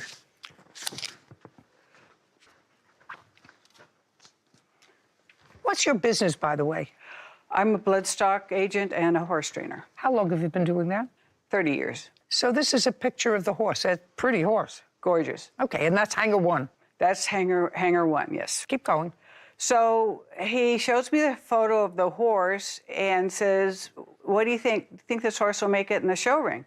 And I said, absolutely. He's gorgeous. But just a second. You remember that conversation? Yes. You think the horse will make it in the show ring? Yes. Was this conversation in person? It was on the phone. How did you get the picture? He texted it to me. Correct? Yes. Okay. Now, at that time, Jimmy, at that time you were working for Mr. Cole. Yes. We're going to get to independent thought. If your trainer had told you on May 23rd that the horse had had a broken leg in the past, would you have bought it? Yes. Baloney.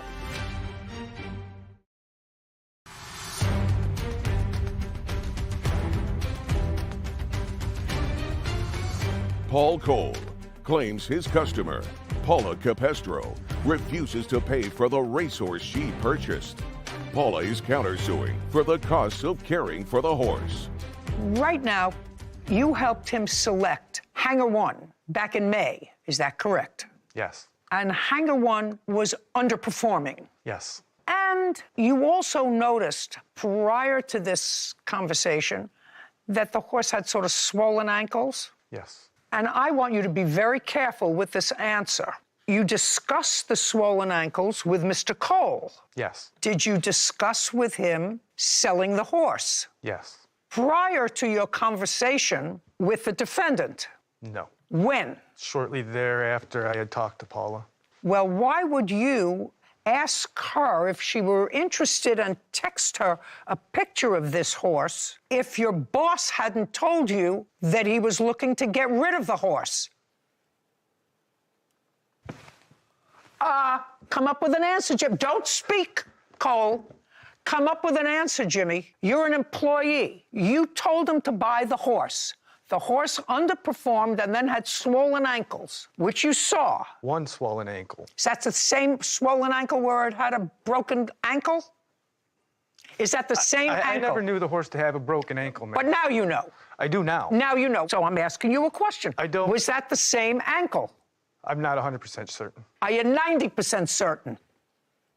No. Has anyone told you since, Jimmy, that the horse had a broken ankle at some point in its life? I'm not 100% certain which ankle was broken. But you knew. The tendon sheath was on the left front. So now, just serendipitously, you're speaking to this person who was a friend of your father's and who you knew, and ask her, do you think it would be a nice show horse? So now we're going to get back to your case. It is your claim, Mr. Cole, that there was a contract for the sale of this horse for $5,000, that the defendant, Ms. Capestro, picked up the horse, didn't pay anybody $5,000, and within days or a week, called you and said, this horse is injured.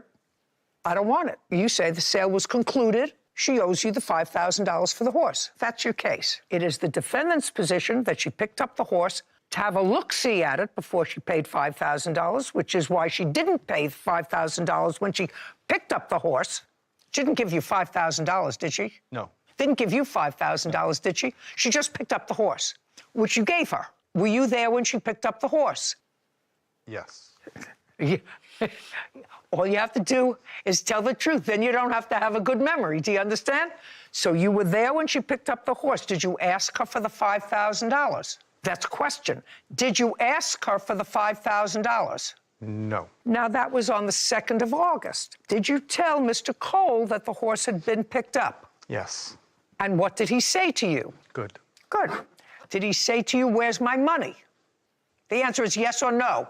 No. Not at that moment. No. When did you ascertain that the defendant was not happy with the horse? I believe it was the following Friday. They had the vets come out, I guess, to look at the horses. Jimmy, did you say to her, what do I care about whether the vet's coming to look at the horse or not? Where's Mr. Cole's money? No, I didn't say that. No, because you knew she was having the vet come out to look at the horse to make sure that the horse was okay.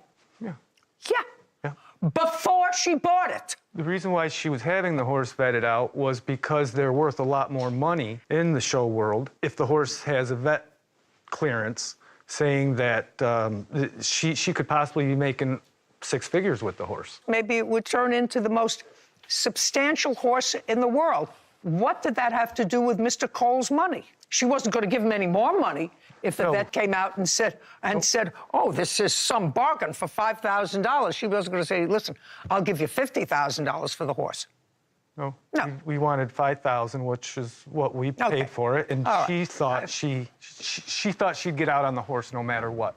But if the horse did vet out, it was going to be definitely a bigger payoff for her. Okay, I don't think so. Anyway, now you have to prove to me, Mr. Cole, that there was a completed sale, because certain things are common sense. This is the copy of the letter that I sent to her indicating that we delivered the horse. She indicated... No. Before you sent her a letter demanding your money, I want to see a completed contract. It can be a contract. It was a verbal contract. Show me the texts that complete the contract, because right now, Mr. Cole, I want to tell you what I see.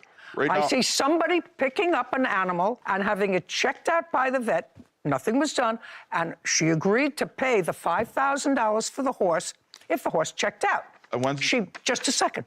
I don't want to see your statements to her that you owe me money. I want to see, when she bought the horse, text messages. That's what I have right here, Your Honor. I want us to take a look at. On Wednesday, July 26th, she starts the conversation back and forth. Just a second. I'm going to look at it. On August 4th, you wrote, Paul Cole, please send him the money so I don't have to deal with this anymore. She responds, sorry, Paul, but your horse has a lot of issues. It's going to take 6 months rehab before we can give him away to a nice home. Jimmy, your horse has all kinds of problems. This is why we always vet them. Has to be done. I'm sending the report now. That's what she wrote to you. Mr. Cole, would you have purchased this horse if you knew that it had a broken leg when you were going to race it? The answer is either yes or no. Would you have It did not purchased? have a broken leg when we raced it, when it was racing. Just a second. If your trainer had told you on May 23rd that the horse had had a broken leg in the past, would you have bought it? Yes. Baloney. Because it also gets confirmed by the state vet and the track vet, not just his word. I'm just going to look and see whether or not the horse had a broken leg. There was no way for us to know until after. Well, that would not be her problem. Can I see the vet's report, please? Both of these. Your Honor, there's 2 reports. Shh. Well, this has a report, study date August 3rd. This was the day after you got him. That's correct, Your Honor. So the horse broke his leg on June 7th of 2022. Which leg? Same one, left front. You didn't buy the horse sight unseen. You relied on your trainer to tell you that a state vet was going to look at the horse. And if that horse didn't pass state inspection, you could void the sale. Correct. That's exactly what she did.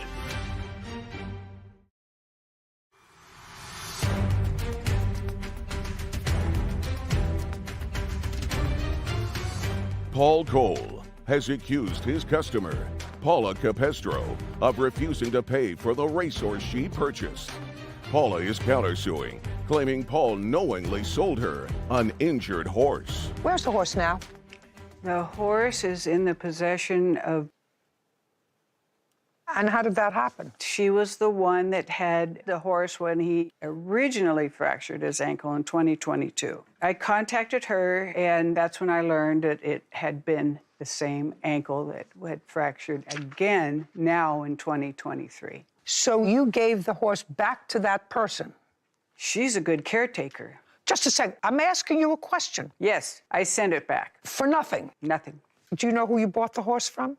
The owner was that we claimed the horse from in the race was the trainer. So you got it from her who had been racing the horse? Correct. Now, when you told Mr. Cole to buy the horse, did she tell you that the horse had broken its ankle? Nobody. We didn't know. I never knew until the vet report that she sent. Well, let me ask you this question. Mr. Cole, if you knew then what you know now, would you have purchased the horse? No. The answer is no. Wouldn't it have been a good idea, Mr. Trainer, to tell Mr. Cole, listen, it looks like a nice horse, but we really should get it examined before? You can't do that. You can't do that when you claim a horse. Right. As far as the horse is concerned, the horse never won a race that you saw. Right. Okay. When did you purchase a horse like this? You took it to the vet the very next day that you picked it up. Correct. When did you tell Jimmy that you weren't purchasing this horse? 2 days, 3 days later, I sent a text. And what did the text say? It was a copy of the text I sent to Mr. Cole. Which said what? I can't buy your horse. He's got a lot of problems. It's a good thing you quit racing. And so you sent it to Mr. Cole? Yes. No. And what did Mr. Cole say to you in response? You put it in the trailer, you own it. Now I'll see your letter. So I never had any conversation or text back and forth with her. I sent her this letter as the first communication I had with her, in which time I was seeking payment. Her response is written at the bottom. She said to you in her answer, and you said, I demand my money. And she said, Hanger 1 did not pass the vet exam, and I opted out of the sale. This was disclosed to Jimmy along with the vet report. Jimmy was coming to pick up the horse or leave him as a giveaway horse. Did you answer her? I did. We went started with a long list of texts back and forth that you should have. Oh, okay. So it comes in here. Correct. Well, so it was your position that the minute she took possession of the horse, it became hers. These are the agreements that Jimmy and her had come together with. It would be stupid. The fact that you were stupid and claimed a horse for $5,000 that it had a broken leg that could have been found out if you had the horse checked out, you chose to do that. You chose, instead of spending maybe $15,000 for a horse, to pay $5,000, sight unseen. For a little clarity, when you claim a horse, the state vet afterwards vets the horse out after the race. If the horse does not pass, you can void the claim at that point. Oh, so what you're saying to me is you didn't buy the horse sight unseen. You relied on your trainer to tell you that a state vet was going to look at the horse, and if that horse didn't pass state inspection, you could void the sale. Correct. That's exactly what she did. Except for she didn't bring the horse back. You wouldn't take the horse back. She never offered to bring the horse back. She told us to come pick it up in Oh, Ohio. well, that's the same thing. And you said, no, this is a sale, it's finished. So she did the same thing that you did. So my problem with you, madam, quite frankly, is that you gave the horse back to her because you have a counterclaim. And your counterclaim is the money that you spent taking care of the horse, correct? Correct. Well, you're not going to get it. He's not getting his money. But I think it was terrible judgment, knowing what you knew, because he didn't know. I believe Mr. Cole. So you're not getting the money. Okay. But I do believe that when you buy a horse, like you did, even claiming it, it has to pass a vet's inspection. This vet said it passed inspection. It clearly was a smell test because the horse had a broken leg. Had a broken leg. It had a broken leg, but not currently had a broken leg. Okay. It was cleared to run. Okay. You know, I'm going to leave you two people exactly where I found you. This was a really very interesting educational process for me. But I think she took the horse with the intention of having a vet check it out. It didn't. She told you to come and get it, and you didn't, so you don't get your money. So you'll eat the expenses that you incurred with the vet and everything else with regard to the horse. We're done. Your claim and counterclaim are both dismissed. We're done. This court is adjourned. She's giving it away to somebody else, and we're going home empty-handed and very disappointed. I think the judge's decision was very fair. Just because it had an old injury doesn't mean he was still not a good racehorse. I do know the previous owner was very conscientious in healing the horse the first time. In this case, we looked more out for the horse and giving him an opportunity to be in the show world than we did worried about the money. No, it's the best interest of the animal. I learned a lot about a field that I knew very little about before today and reading the case. Me too. But I think that the horse would have been better off just in a nice pasture, enjoying its days. But I think that giving it back to the original owner probably wasn't the right thing to do. You know, my original sympathies were totally with the defendant. Mm-hmm. But she was a pro. I think that they both deserve each other. She had just nicer frosting. She wanted to fight me. Leave her alone. Okay. So, This is not a so. This is a period. This is Judy Justice.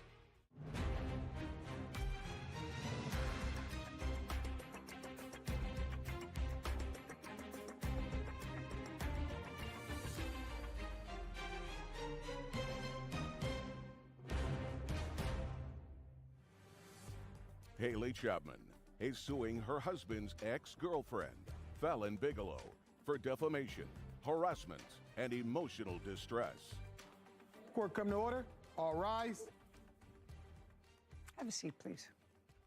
Hello, Judge. Case 3022, Chapman versus Bigelow. Thank you, Kevin. You're welcome. The husband isn't here. no. Where is he? He is currently incarcerated, Your Honor, Where? in a state correctional institution in Florida. When did he go into jail? He was arrested in September of 2022. Has he been incarcerated since? Yes, ma'am. You have 3 children with him? Yes, Your Honor. How old are you? I'm 20 years old. 20. Yes, ma'am. How old are your children? I actually have 4 in total. I have a 5-year-old who turns 6 in December. I have a 3-year-old who turns 4 in August, a 2-year-old who turns 3 in August, and a newborn, 2 weeks old, ma'am. Who do you live with? I live by myself. The only connection that you have with the plaintiff is that you have one child with her husband, Yes. who is how old? He's about to be 5 in the end of July. Now, this is your complaint. Many of these things at least start in 2022, and it is your claim that Miss Bigelow, who has one child with your husband, embarked on a course of conduct that can clearly be described as harassment, defamation, which you're going to present to me, and the allegations were serious enough, and this is back in 2022, I would assume, that you filed an application for a protective order. It was in 2021 that I had filed the protective order. What month? It was, I believe, March. Did you have a trial on that protective order? There was no trial. There was enough evidence presented. No. There was no trial? No, ma'am. Were you present when the protective order was granted? Yes, ma'am. And you consented to it? Yes. Okay. So you consented to the plaintiff having a protective order indicating that for 12 months, and hopefully for the rest of your life, you would not assault, menace, threaten, or harass her. Yes, ma'am. Correct? Yes, ma'am. And according to what I've read, that was in effect until March of 2022. Yes, ma'am. While the protective order was in effect, there was a violation of that protective order. Correct, Your Honor. What month? It was in the month of March 15th. Of 2022 or 2021? 2021, Your Honor. Was there a hearing on the violation of the protective order? Yes, there was, and I believe at that time, probation temporarily was given to Miss Bigelow. Is that correct, Ms. Bigelow? Yes, ma'am. Administrative probation. And all of the events that are the subject of your petition happened between 2021 and 2022. This has actually been going on far longer than that, and Have any of the acts that Ms. Bigelow were prevented from doing as a result of the protective order occurred after the protective order expired in March of 2022? Yes, ma'am, I can provide evidence. That's what I want to see. So now we have Ms. Bigelow, who is on notice. She consented to a protective order because she knew that the evidence would be clear that you were entitled to it. Otherwise, nobody consents to it. So she consented to that order, which means you either assaulted, menaced, threatened, or harassed her. I assume it was a cause of harassment. Then you violated that order and you got a period of probation. Okay. Now I'm hearing evidence of acts that occurred after the protective order. I'm just hearing it. After the protective order expired in March of 2022. Yes. Correct? You want to tell me when the first incident was? The first incident was when me and my husband, on TikTok, there's an algorithm that shows random videos, and she popped up on his For You page, and it was a post about her mother. And so she was living with her mother at the time, and he sent it to her mother. Your husband did? Yes. I only want to know things that had to do with you. Okay.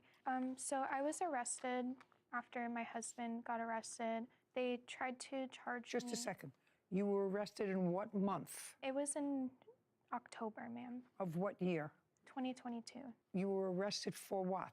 They tried to claim that I was trafficking drugs. That's what your husband is in jail for? Yes, ma'am. Okay, what did that have to do with her? It doesn't. Well, then it doesn't. Well, it doesn't. She had made posts about me going to jail. Can I see them? Yes, ma'am.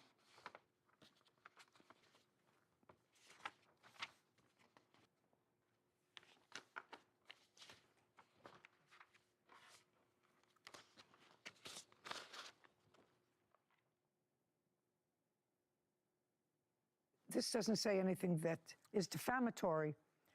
I want to know what you meant is she's already lost custody of her children enough times. I'm hoping one day I might be able to gain custody of my son's 2 daughters. What is that? Okay, so Haley Chapman claimed that she had no understanding of the drugs being in the home when she was found guilty. What is my son's 2 daughters? Do you mean your boyfriend's? No, her children. She's religiously lost custody of her children. No. I understand that. I don't understand this sentence. You wrote, she has already lost custody of her children enough times. I am hoping one day I might be able to gain custody of my son's 2 daughters. Oh, sorry, not daughters, but sisters. I apologize. Oh, yeah. Okay. Your Honor, Just a second. So far, it's not defamatory. I have my order for reunification. I've only lost my children 1 time. Doesn't matter. Put a look at it. So far, I don't see anything defamatory. If she wrote that you were arrested and you were arrested, that's not defamatory. Haley Chapman claims her husband's ex-girlfriend, Fallon Bigelow, owes for defamation, harassment, and emotional distress. Fallon is countersuing Haley for emotional distress. Still bragging about it. There's something wrong with you. You understand that? Yes. You understand that this is all coming from a very stupid place. a very stupid brain that you have absolutely nothing to do with except that you were mad at this guy, at this prize that's sitting in jail for drugs. And so, yeah, don't tell me that you were trying to be altruistic. I don't believe it. No, that's not it. Actually, her husband assaulted me. I was a child and he was an adult for a year and a half of my childhood. My son is a product of rape. You don't get me. That has nothing to do with her. She has shown up at my house. Just a second. That has... Okay. Okay, so she sent a picture of your mugshot, which is also not illegal, and said that you were arrested and charged with trafficking in fentanyl, which you were, right? Which you were. Those charges were subsequently dismissed? No, ma'am. I was granted pretrial diversion because they didn't have the evidence that they needed to actually... That's not what I asked you. You were arrested. Yes, ma'am. This is your mugshot. Mm-hmm. And you were arrested for drugs. Correct. So she didn't print anything that wasn't true. You were arrested. I'm not saying that what she did was right. I'm saying what she did was stupid, pointless, and just out of nothing but jealousy. Nothing. She certainly doesn't care about your children. Okay. So far, what you showed me, nasty, but not actionable because it's true. What's next? I have the TikTok that she posted of her claim that she was sexually assaulted by my husband, which backfired on me as well. I had to shut down. That's what she says. That has nothing to do with you. Well, an onslaught of people came and harassed me because of her post. I don't know that at all. And if they harassed you, that's their problem. But I'll take a look at what you want me to look at. But if she accused your husband of a crime of raping her, and she said it's your bad judgment to be with him, and now I assume you have 4 children with him? 3, Your Honor. 3, and 1 with somebody else? Yes, ma'am. Okay, wonderful. Sounds terrific. 20 years old. Sounds like we're going in the right direction here for a joyous life.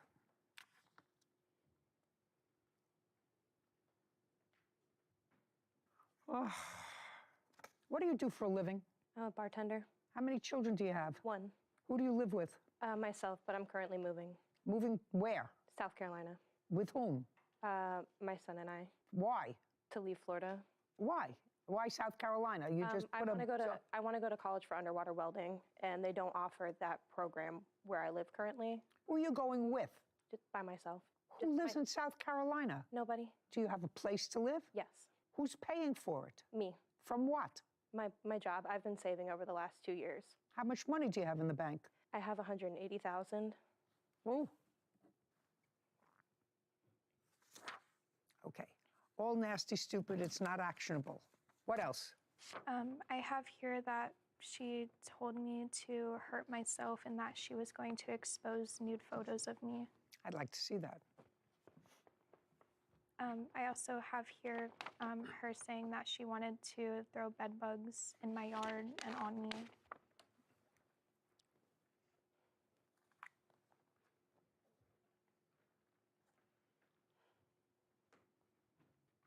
This is all stupid stuff, but nasty and stupid and vicious.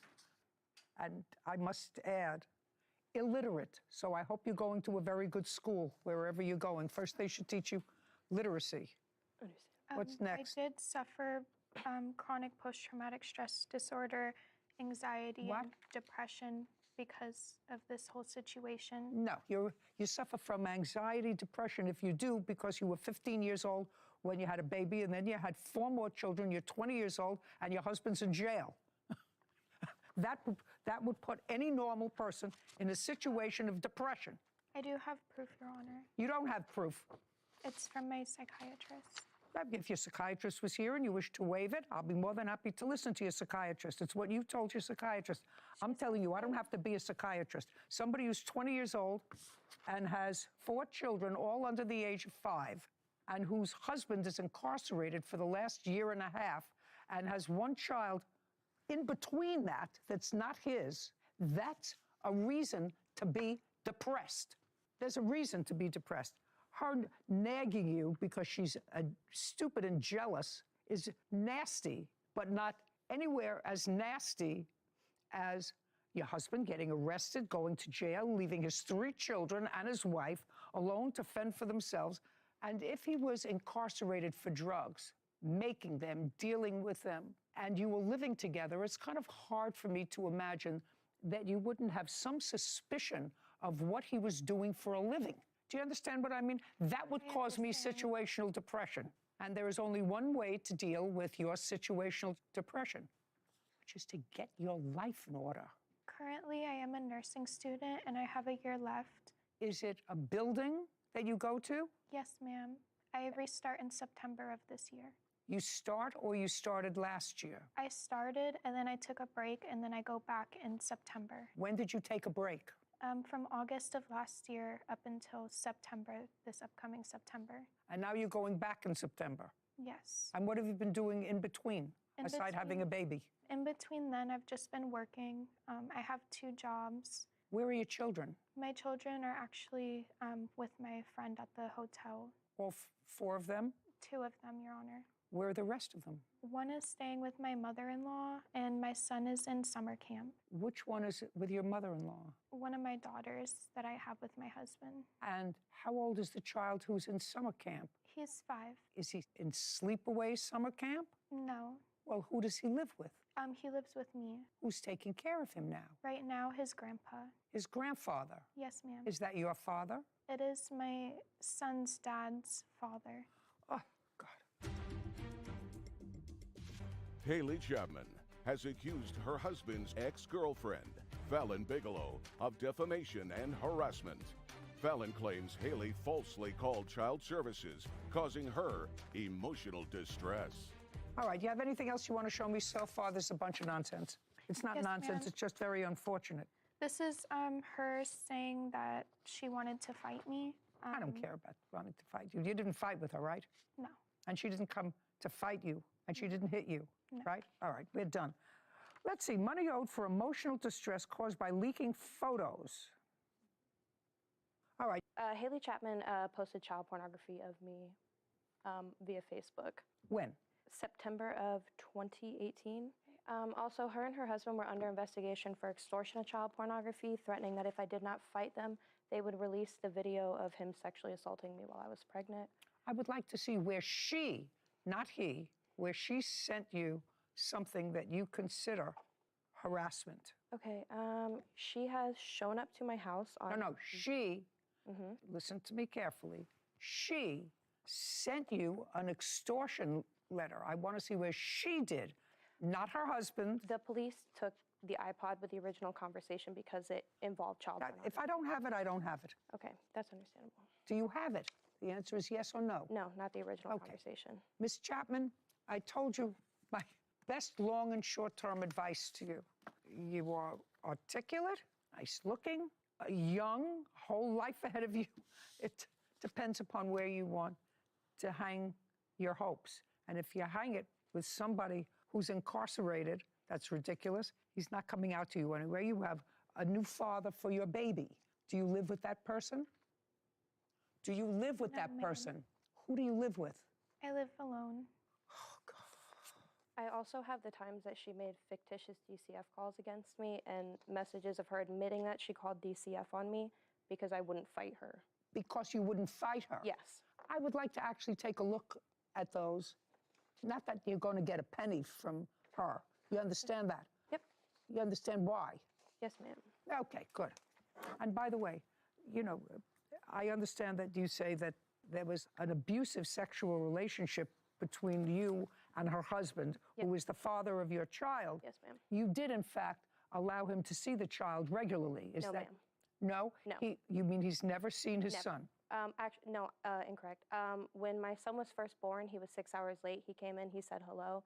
And other than that, he was not permitted to be around the child. So he never came to your house and never saw him from the time the child was born until the time he went into jail. Is that correct? The only time that he did see my son was when she came to my house in June of 2022, when he was parked outside the house and my son had come outside. Other than that, he has not been around my child.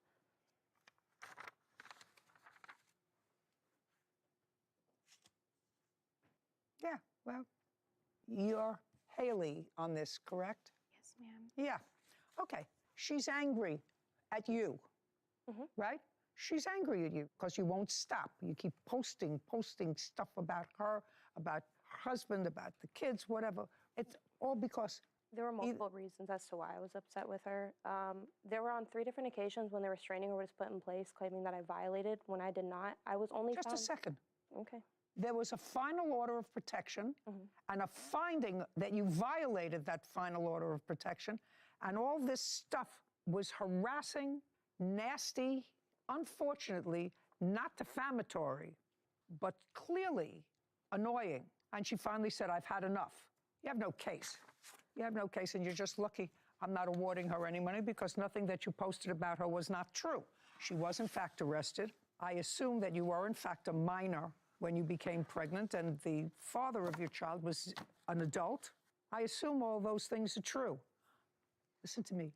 If you saved $180,000, which is a lot of money to be able to save over a couple of years bartending, which is to your credit, and if what you're going to do is try to start a new life, good for you. Yes, ma'am. Good for you. Put your time to better use. Leave her alone. She's got enough troubles just negotiating life at age 20 with 4 children. Leave her alone. Okay, so... This is not a so. This is a period. The end. Goodbye. This court is adjourned. I believe that she gave me some really good life advice and was able to hopefully open the defendant's eyes as to the problems that she's been causing. She threatened me, threatened my friends, made fictitious DCF reports against me. Things just mellow out and she decides not to... Time to get out of Florida. ...defame me or harass me anymore. That case reminded me of my family court days, Sarah. Here's this guy who was an adult. She was 15 when her first child was born, 14 when she got pregnant. And I don't understand why that guy's not in jail. For something other than drugs. For something other than drugs. Except she probably... He married her and then had 3 more children. I'm not sure when he married her, but in between there, in the beginning, he had a child with the defendant. And I think that the plaintiff and defendant sort of knew each other. But there are now 5 children, all with mothers, single mothers, who are unsettled. And there's no question, one's living with a grandparent, one's staying here, one back with a friend in a hotel room. It's just so sad for these children. I don't know how to convince generations of young people that you're not supposed to have children, that you're not emotionally and financially and equipped to take care of. Just do that. And it makes every step of her getting her life back on track at 20 as a child herself all the more difficult with 4 kids in tow. So not only, you know, how sad it is for the children, but she's a child herself that should be able to get her life back on track. It would be wonderful. She, you know, both seem to be articulate people. Of course, they can't write, but maybe it's just the way they write when they write text. Twitter fingers, you know. Yeah, Twitter, but it looks illiterate to me. Maybe I'm just from the wrong generation. That's possible. But it's just sad for those 5 kids. Kendall Ruiz and Isaac Thompson are suing Isaac's ex-girlfriend, Donna Schulte, for towing fees and car repairs from an accident. Court come to order. All rise. Have a seat, please. Hello, Judge. Case number 3025, Maurice Thompson versus Schulte. Thank you. You're welcome. Miss Ruiz, this is your boyfriend. Correct. How long have you been together with him? It's been on and off for about... Like 2.5 years, Your Honor. And you have a child together? We do. How old is that child? He turned 1 in January. Do you live together? We do. For 2.5 years? Most of the 2.5 years, correct. When it wasn't the most, were you living with Miss Schulte? No. When were you with Miss Schulte? 3.5 years ago, at least. When you were with Miss Schulte, were you living with her? Yes, Your Honor. You have any children together? 1. How old? He will be 4 in August. Do you see him? Every week, or every other week. That going okay? Yep. Yep, it's not an answer. Sorry, yes, an Your answer. Honor. Very good. Okay, now, when you were with her 3.5 years ago, you had a car. Yes. And that car was a 2016 Jeep Renegade. Correct, Your Honor. In whose name was that car? The vehicle is in mine and Kendall's name. When was it put in your name and Kendall's name? At the time of purchase, it was 2021. Yes, it was. May I have it, please? Thank you.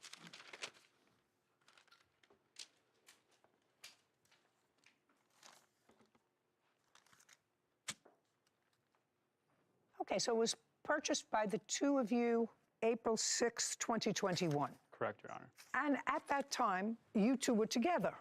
Yes, Your Honor. But then there came a time when you had a breakup. Yes, Your Honor. When was that? It was around December of 2021. And where did you go? I went back to move in with my parents. Did you take the Jeep with you? I did. Did you have another car, Miss Ruiz? I actually drove the Jeep for a while until... No, he said he took the car and went back to his parents. That was in December of 2021. What I'm asking you is, in December of 2021, did you have another car? I got a new vehicle, yes. In December of 2021, when he left. So it was agreed between the two of you that he would take the car, even though it was in both your names? Yes. Okay. Who was making payments on the car? I was, Your Honor. So that was the agreement. He would take the car, he would make the payments, you would get another car. Yes. Great. And then you moved back with your parents. Now tell me how Miss Schulte, with whom you have a child, got possession of the Jeep. So at the time, I was not able to afford the vehicle. Okay, so you took it, but you had payments. What were the monthly payments? I believe they were $367. So how did it come into Miss Schulte's possession? I did not need the vehicle as I had another car at the time, and she was in need of a new vehicle. So I offered her the deal that if she were able to put the vehicle in her name and keep insurance on it, that she was able to have the vehicle, but she did not follow any of the rules for the Well, agreement. she can't register the car in her name, sir, because there's a loan out on the car. Right, but... And they're not going to allow somebody off the hook. That would be the two of you who are on that loan. Right. Right? They're not going to allow the two of you off the hook and just have her on the hook. The loan, as between the loan company and the two of you, she's nobody. Right.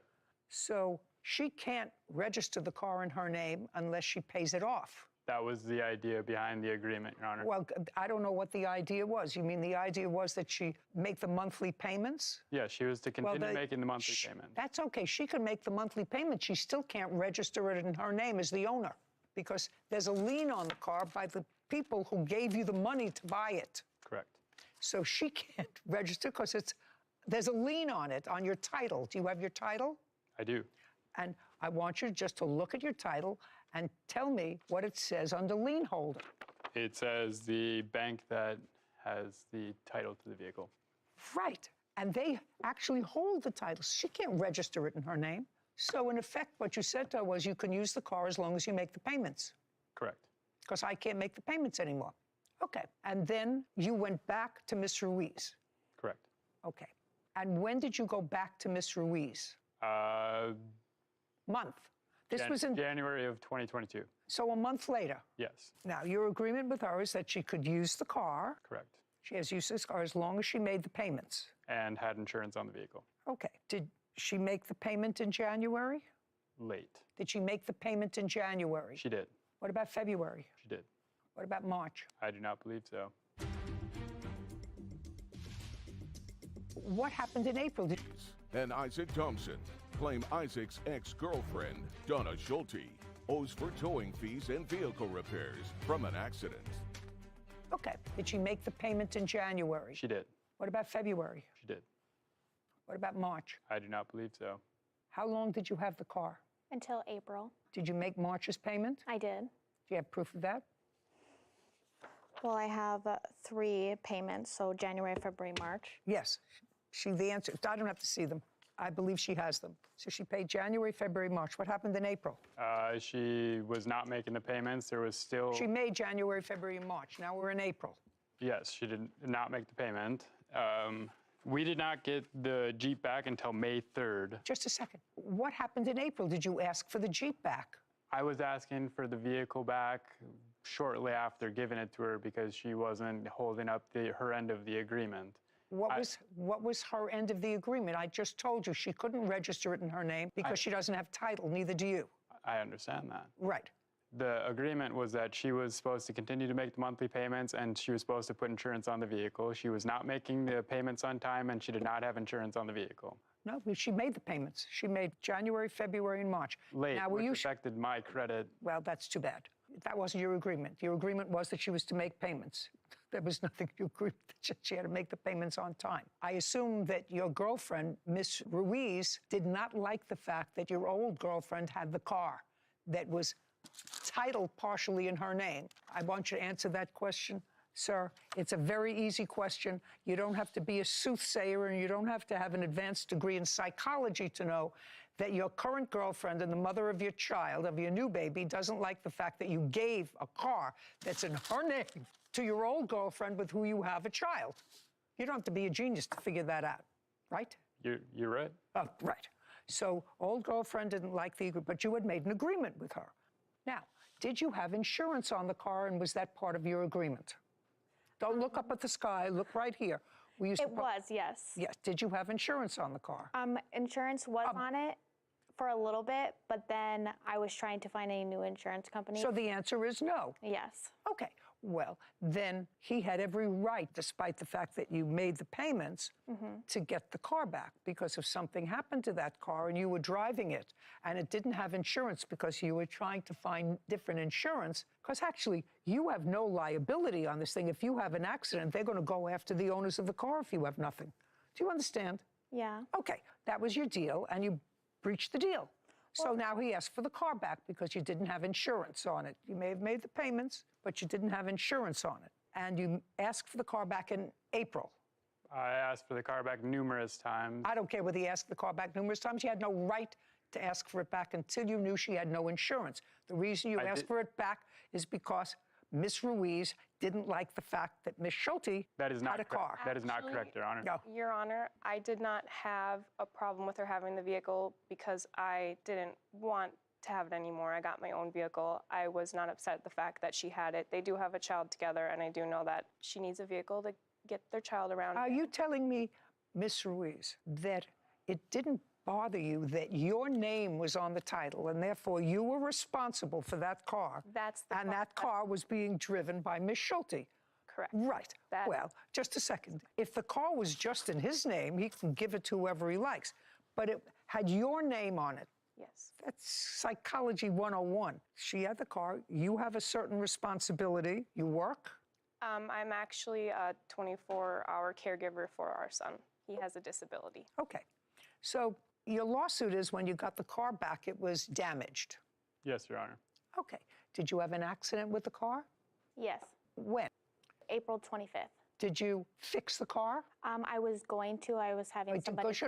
The question is, did you fix the car? No, I didn't. And at that time, you had no insurance on it because your insurance had lapsed. Yeah. Do you have a photograph of the car? I have the police report as well. I'd like to see and the photograph of the car. I'll look at the police report. And there's... Just show it to me. Attached to Does the yellow form show the mileage? They bought it 2021. I think so. Yeah, take a look. So ultimately, you were told that they were going to report the vehicle stolen unless you returned it. That's what the police report says. He told me after. Just a second. Well, you told the police the accident happened in May, on May 3rd.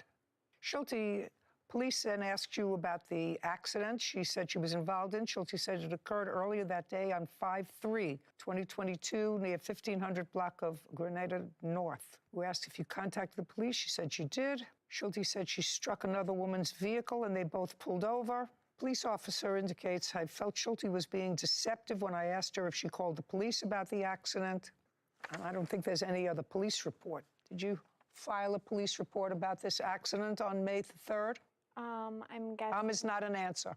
I'm guessing that is the day that they called the cops to get the actual vehicle after the accident. I asked Schulte about the accident she said she was involved in. Schulte said it occurred earlier that day on 5/3. That's what the police report says. Oh. You know, there's a saying, if you tell the truth, you don't have to have a good memory. You were involved in an accident.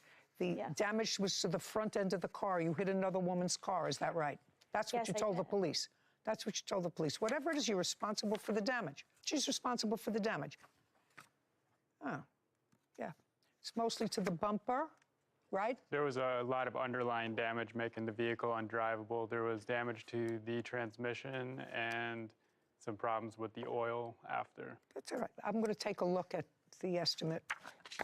I'm going to take a look at the estimate, then I'm going to ask you a question, Mr. Thompson.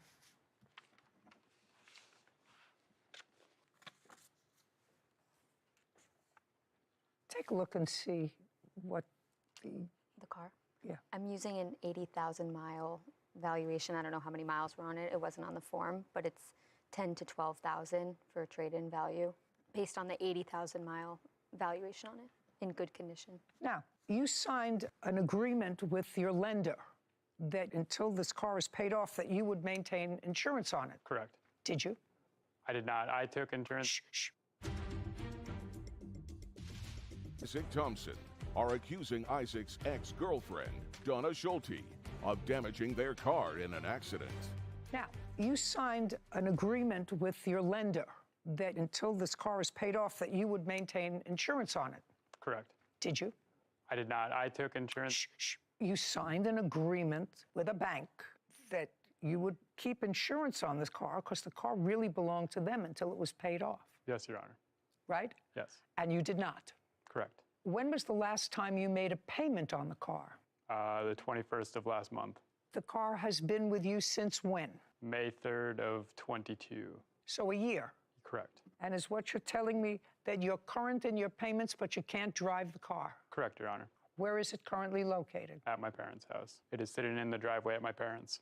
Mr. Thompson, is what you're telling me that you relied on her statement that she had insurance on this car, which is why you dropped the insurance? Correct, Your Honor. Okay, and you know that you're not allowed to do that?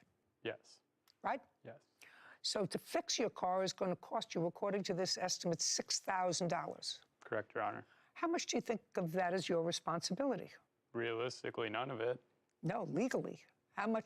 If you stopped making payments on the car a year ago, who do you think the bank would come after? They would come after me. Because she had nothing to do with the bank. Correct. Because their contract was with you. They say to you, we're giving you this money. In return for that, you have to keep this vehicle insured so that we're guaranteed to get our money back, right? And you failed to do that. Yes. You can't do that. That's going to cost you $3,000 because you have a responsibility. It's going to cost you $3,000 because you breached your agreement with him. He breached his agreement with the bank. You breached your agreement with him. Do you understand? Yes. Your responsibility was to maintain insurance on the car pursuant to your agreement, and he had a written contract with the bank to maintain insurance. Did you ever ask her, by the way, to show you proof of insurance? I did on a few occasions, yes. And she would tell me that there is insurance on the car, but not actually show me anything proving that there was insurance on the vehicle. Mm-hmm. And you asked her for proof of insurance. And I asked... Just a second. And you asked her for proof of insurance, and she wouldn't show it to you. Correct. Often. Yes. And you didn't take the car back then. I tried numerous times. She refused to give it to me. Oh, yeah, I don't believe that. $3,000 judgment for the plaintiff. We're finished here. This court is adjourned. I don't think that I should have paid anything at all. I think it was not correct. I guess lesson learned from not trying to help people out, right? It's a little upsetting. I think she's definitely 100% in the wrong. She lied to us numerous times. Honestly, it was just like a moment where people stop and you just get so busy looking around and you have an accident. She crashed our vehicle. It's inoperable, and she told us multiple times she would pay and fix the damage. And now here we are responsible for having to pay for it. No, it was totally fine after I had gotten to the accident, so I'm not really sure where that information's coming from. It is not drivable. It hasn't been driven over a year. Guess what can you do, right? Because she refused to give it back. He actually didn't tell me anything about that until after he filed their police report. One of the text messages, she said, I can't give it back. So I know nothing about like him wanting the vehicle back until after that conversation. It's upsetting how it turned out. I'm never going to help him out ever again. Worried about my own self.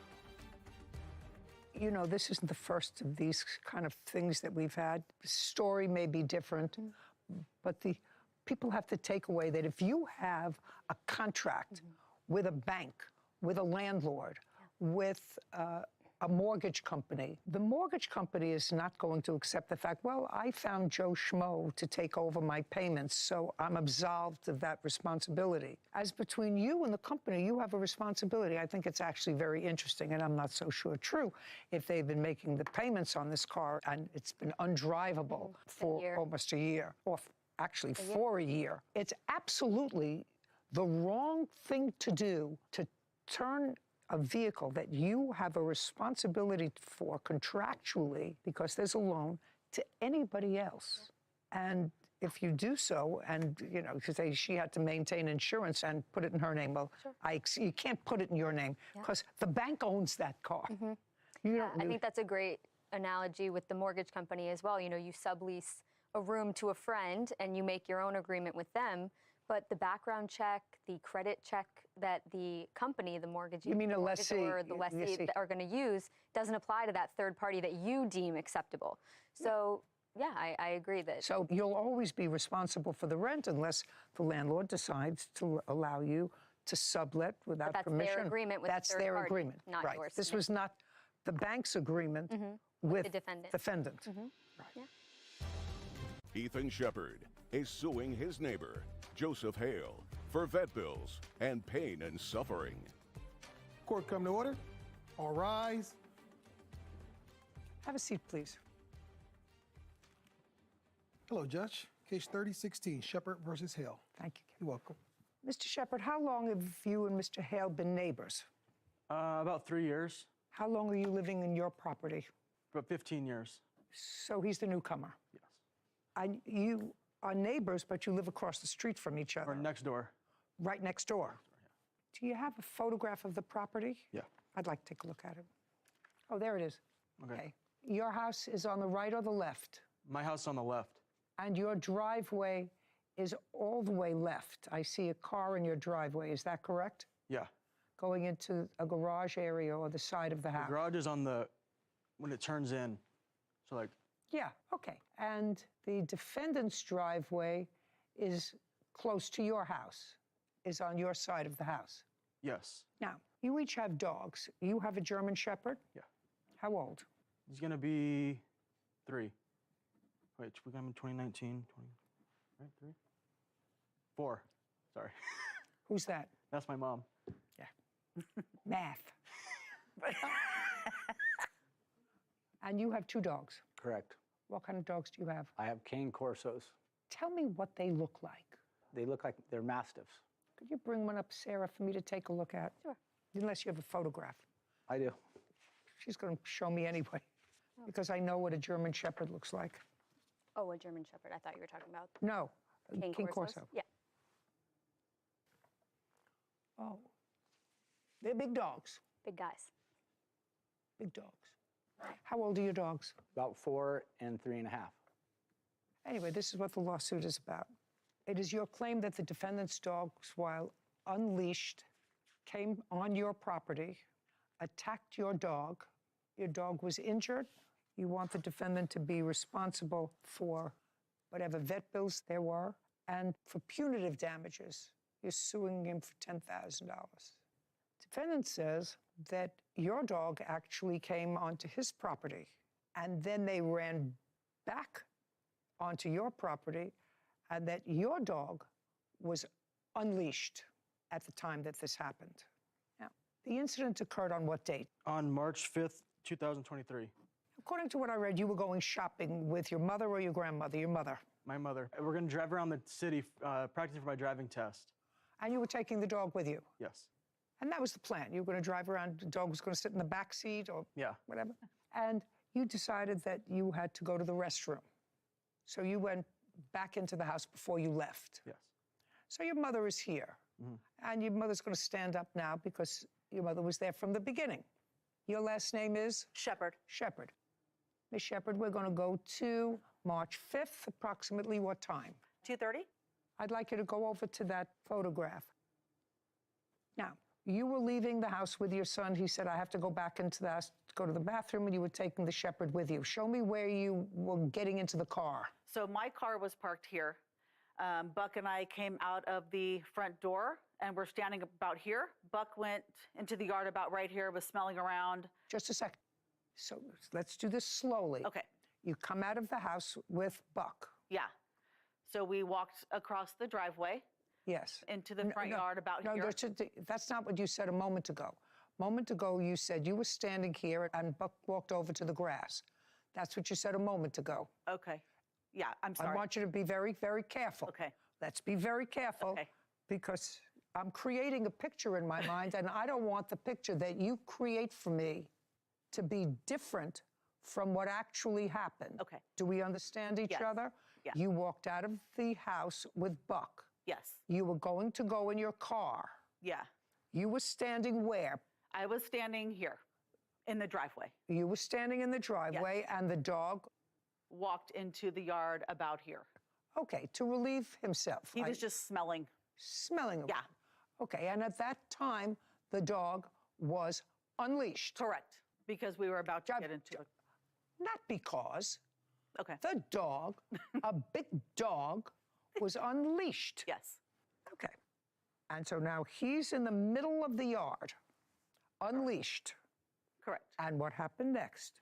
I walked onto the grass by the dog. I was going to start putting him in the car. I turned. Did you call him?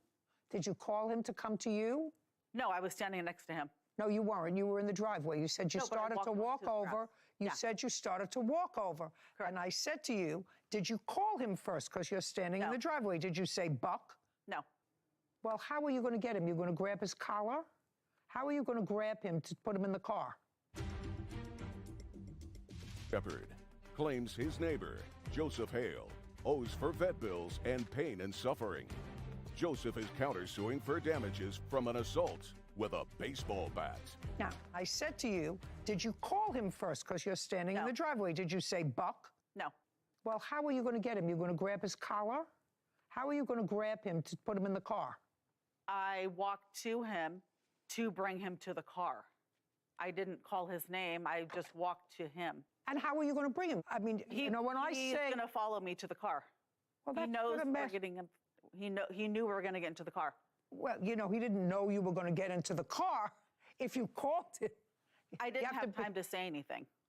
Well, you had time to walk over. Instead of walking over, why don't you just call him? You're closer to the car from the driveway than you are going to the grass. That's what I want you to be really careful about, Miss Shepherd. I want you to be really careful about what you say to me, because I'm a dog owner. Okay. I've had puppies that I don't trust outside by themselves, and then when they get older, if I was standing in the driveway and my dog, according to you, knew we were going in the car, I would have said, Buck, let's go. That's just normal for a dog owner, for a dog that's 4 years old. Buck, let's go.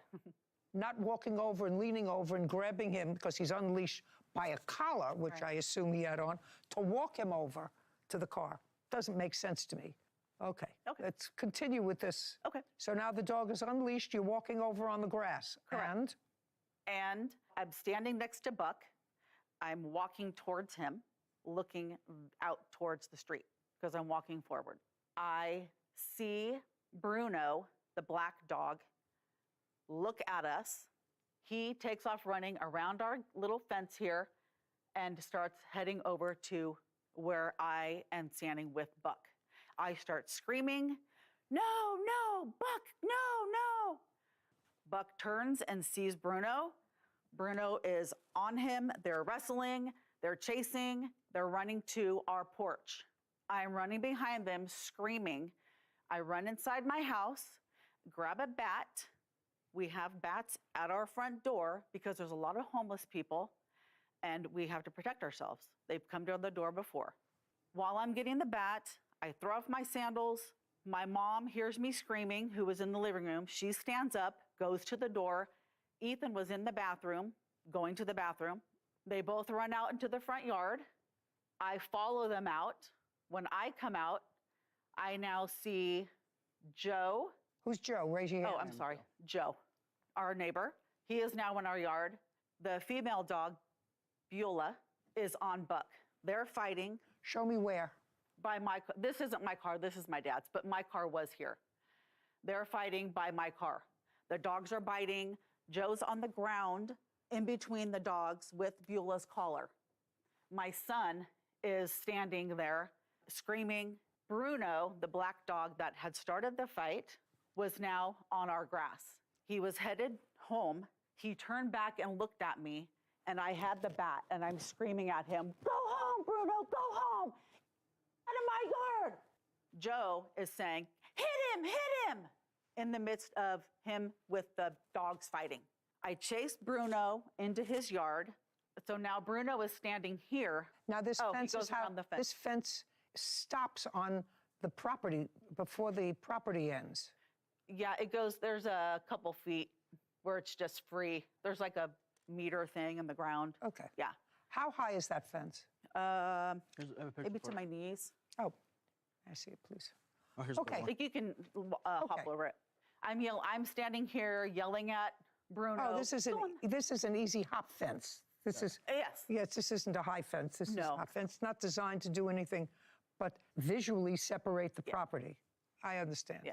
Okay, let's stop for a moment. Go back. Okay. Now, Mr. Hale. Yes. I'd like you to go over to the same photograph. Mm-hmm. You were in your garage. Correct, with the dog. This is your garage. Correct. With your garage door open. Correct. With your dogs unleashed. Correct. Somehow your unleashed dogs got out. Yes. Go ahead. So on Sunday, 2:30, March 5th, I was in my garage with the dogs, and I noticed their dog came to the fence line and came over. My dogs came to here.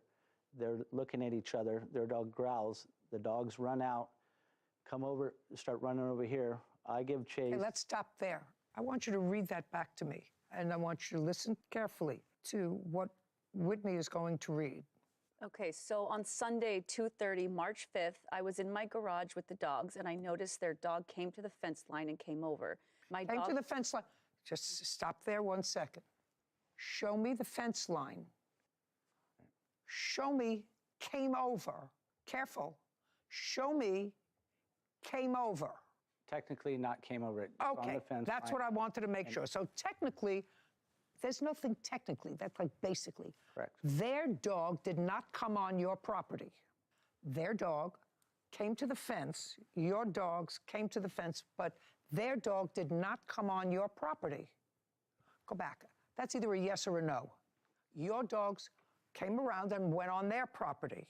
Correct, after their dog growled at my dogs. That's okay. Dogs growl. That's what dogs do. That's what dogs do.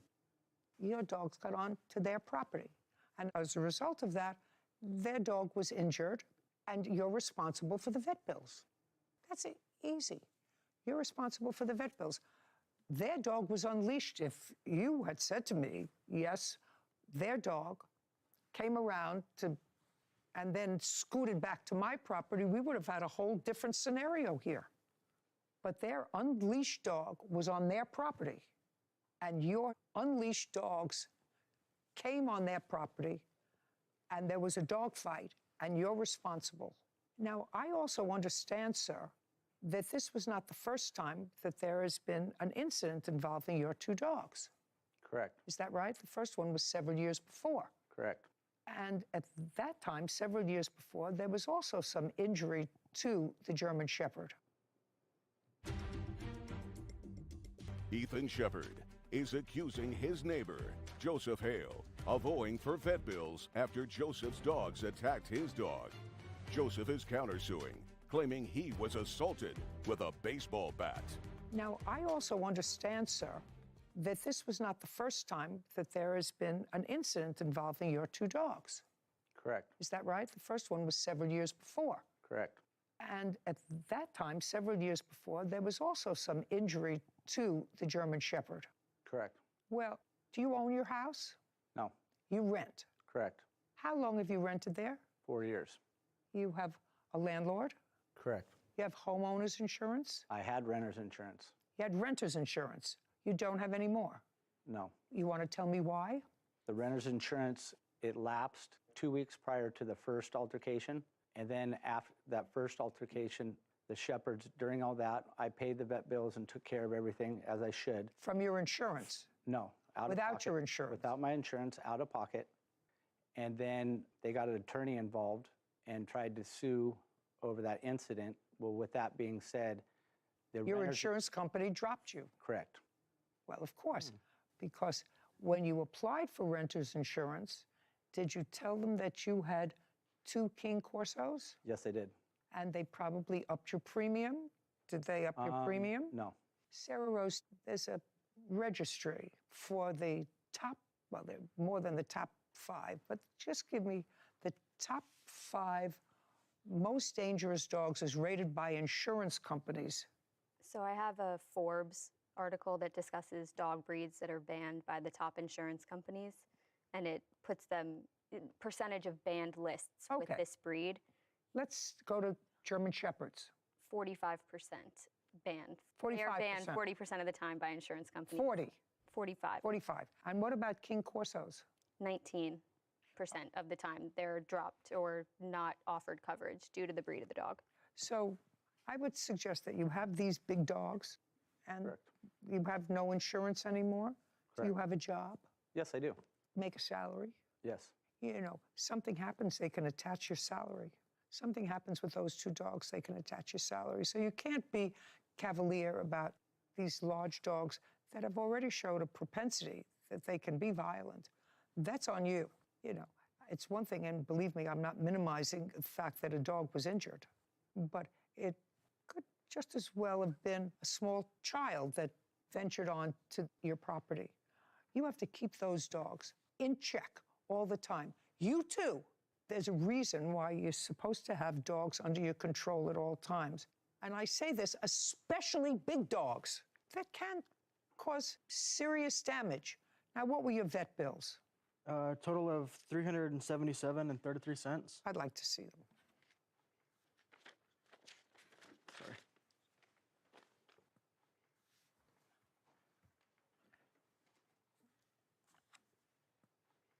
Just a little comic relief for me. Could you tell me how $322.90 translates into $10,000?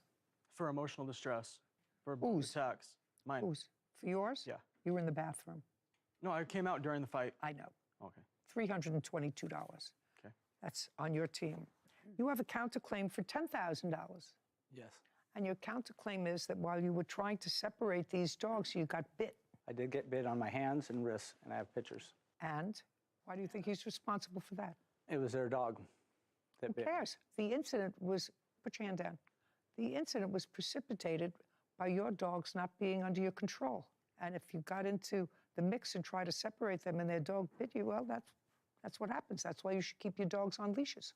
I would like you to walk over to that photograph and point out to me on the photograph where you were when your hand got bitten. I was right here. You were on their property, right? Correct. Now you understand? Now, if you had been on your property and their unleashed dog followed you back to your property and you were on your property, I'd hear you. But you're on their property. You were getting your dogs back in between the dog fight. Counterclaims dismissed. Judgment for the plaintiff in the amount of $322. We're finished. Thank you. This court is adjourned. Well, I'm just happy it's over and we get to go back to being neighbors.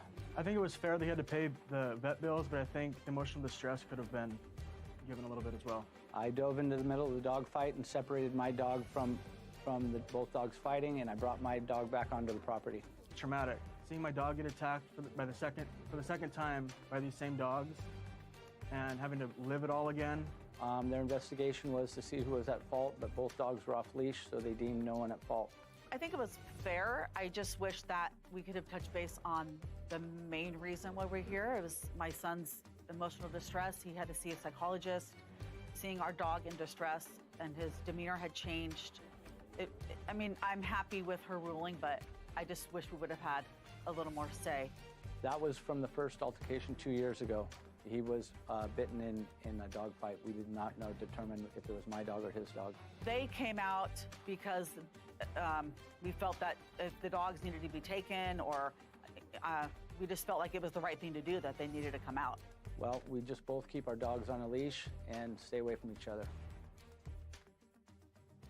I know that list was a little confusing, but I wanted just to read it word for word. I guess the way Forbes had it illustrated was just the percentage of those types of dogs that are banned on the top insurance companies' lists as far as home insurance, renter's insurance. So I'd assume German Shepherds came up higher just because they're more known or probably more popular breed. Popular breed. But Cane Corsos were right up there. I'd be scared of both dogs if they came running in my yard.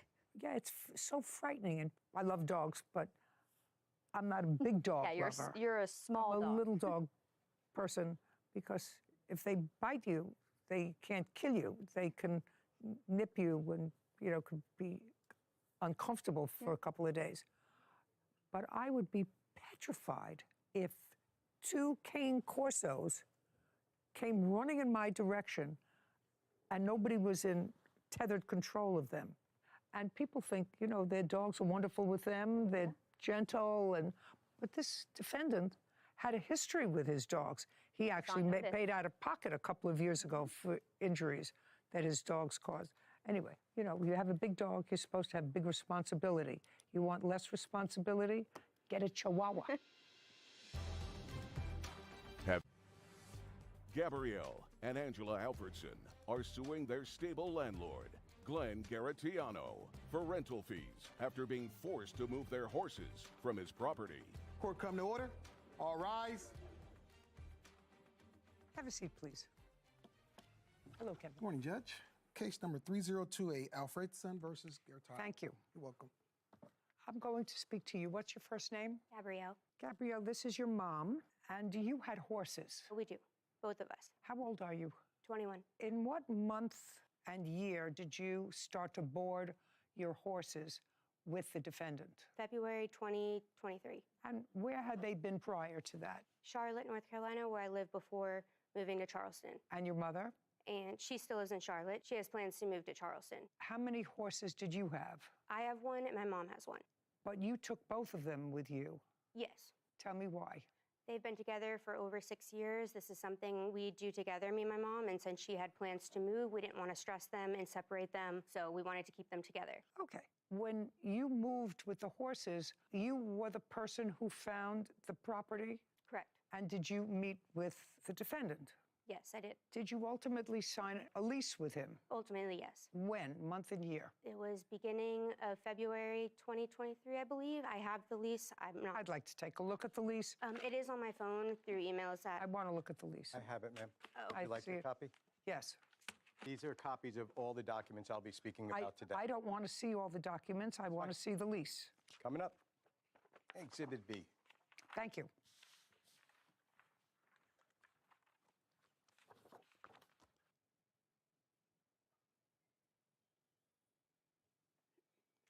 Okay, your lawsuit today seeks recoupment of certain monies that you paid pursuant to this lease. The defendant has a cross-complaint for damages that your horses did to his property, which is also included in the lease as your responsibility. So the lease started February the 12th. When did you move your horses there? The night of the 11th. And where did you put them? In the pastures on Glenn's property. Was he there? He was. He came out and told us we can, So you were there with your mother? Yes. It was me, my mother, and my father. And there were no incidents. Did he explain to you what had to be done? You have to water them from a certain trough. Mm-hmm. Did he explain all that to you? Yep. He said he has no knowledge of how to maintain and care for horses. That was all on us. As long as we pay our rent and take care of everything, that will be that. Okay. So that's February. How much money did you pay him in February? $925. For the 2 horses? Correct. Were the horses there in March? I think it was when we moved in beginning of March, or middle of March. Do you remember the date? Yes, ma'am. What was the date? The 13th is when they actually came with the 2 deputies to take their possessions. So they were there for a month? 5 weeks. She was supposed to come in mid-January, but postponed. Just a second. The lease says it starts February the 12th. Correct. That's what the lease says. They left March 13th. Correct. Okay, and you paid the defendant how much? 3 payments of $925. Okay, February we have $925. Correct. And you are several days over into the second month. Did you pay the second month? We did initially. You made 3 payments. I'd like you to explain to me the third payment. We had to pay the first month of board, which was the $925, then the $925 for a deposit. Okay, so a $925 was a security deposit. Correct. And then an initial $925 for the first month of February. Okay, so $925 was a security. Is that correct? It is correct. Okay. It was not paid at the proper time. Neither was the first lease payment. $925 was security deposit. Yes. 2 months board. Correct. Now, it didn't work out. Oh, it's way more than didn't work out. I just said, I don't care. Actually, the idea is to keep it simple. It didn't work out. You were happy to see them go? I initiated termination in the lease pursuant to the And lease. they were happy to go? Apparently, yes. So now it's a matter of money. That's all it's about. I mean, you're not married to each other. You don't share grandchildren together. So it's a matter of why they don't get their security deposit back. Do you understand? You stayed over the second month, so you had to pay the second month, but $925 is security deposit. And there's no reason, unless there was some sort of violation of the lease, why you're not entitled to the $925 back, which is your security. There was also criminal animal abuse during the 5 weeks that they were there. Just to say, what does that have to do with this lawsuit? It has to do with why they were asked, their lease was terminated. I don't care.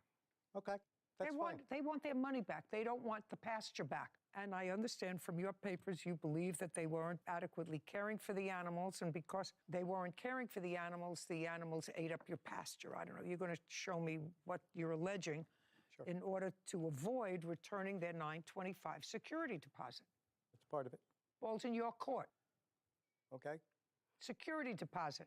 $925 security deposit, to which they would otherwise be entitled to unless you have proof to me that their horses damage your property. So you want to go directly to the damages? I want to go directly to the damages. Okay, I heard. This is my life. It's fleeting by so fast. Someone please give this to the judge. I just want you to show me what the damages were. Okay. I guess I'm not going to refer to my notes. I'll just do it on the fly. Okay. The very first picture. Oh, don't explain? No, I'm sorry. I don't want you to explain anything. They're pictures. Oh, there's something in the packet that you just gave me. Would you please show this to Gabrielle and ask her if that's her signature? Your Honor, may I speak? Shh. No. That means no. That's a no. Okay. Is that your signature is my question. Yes. Okay. When did you sign that? The day we left. The day you left? Correct. Okay, and this shall serve as your receipt for the month's rent of $925 and the deposit $925. It will also serve as a receipt for your final month's payment of March 2023. We have agreed that the deposit is forfeited to cover some of the damage done by the horses, right? And you sign that? Correct. Well, then you have no case. What do you want? I want to tell you my side, please. You want to tell me about what?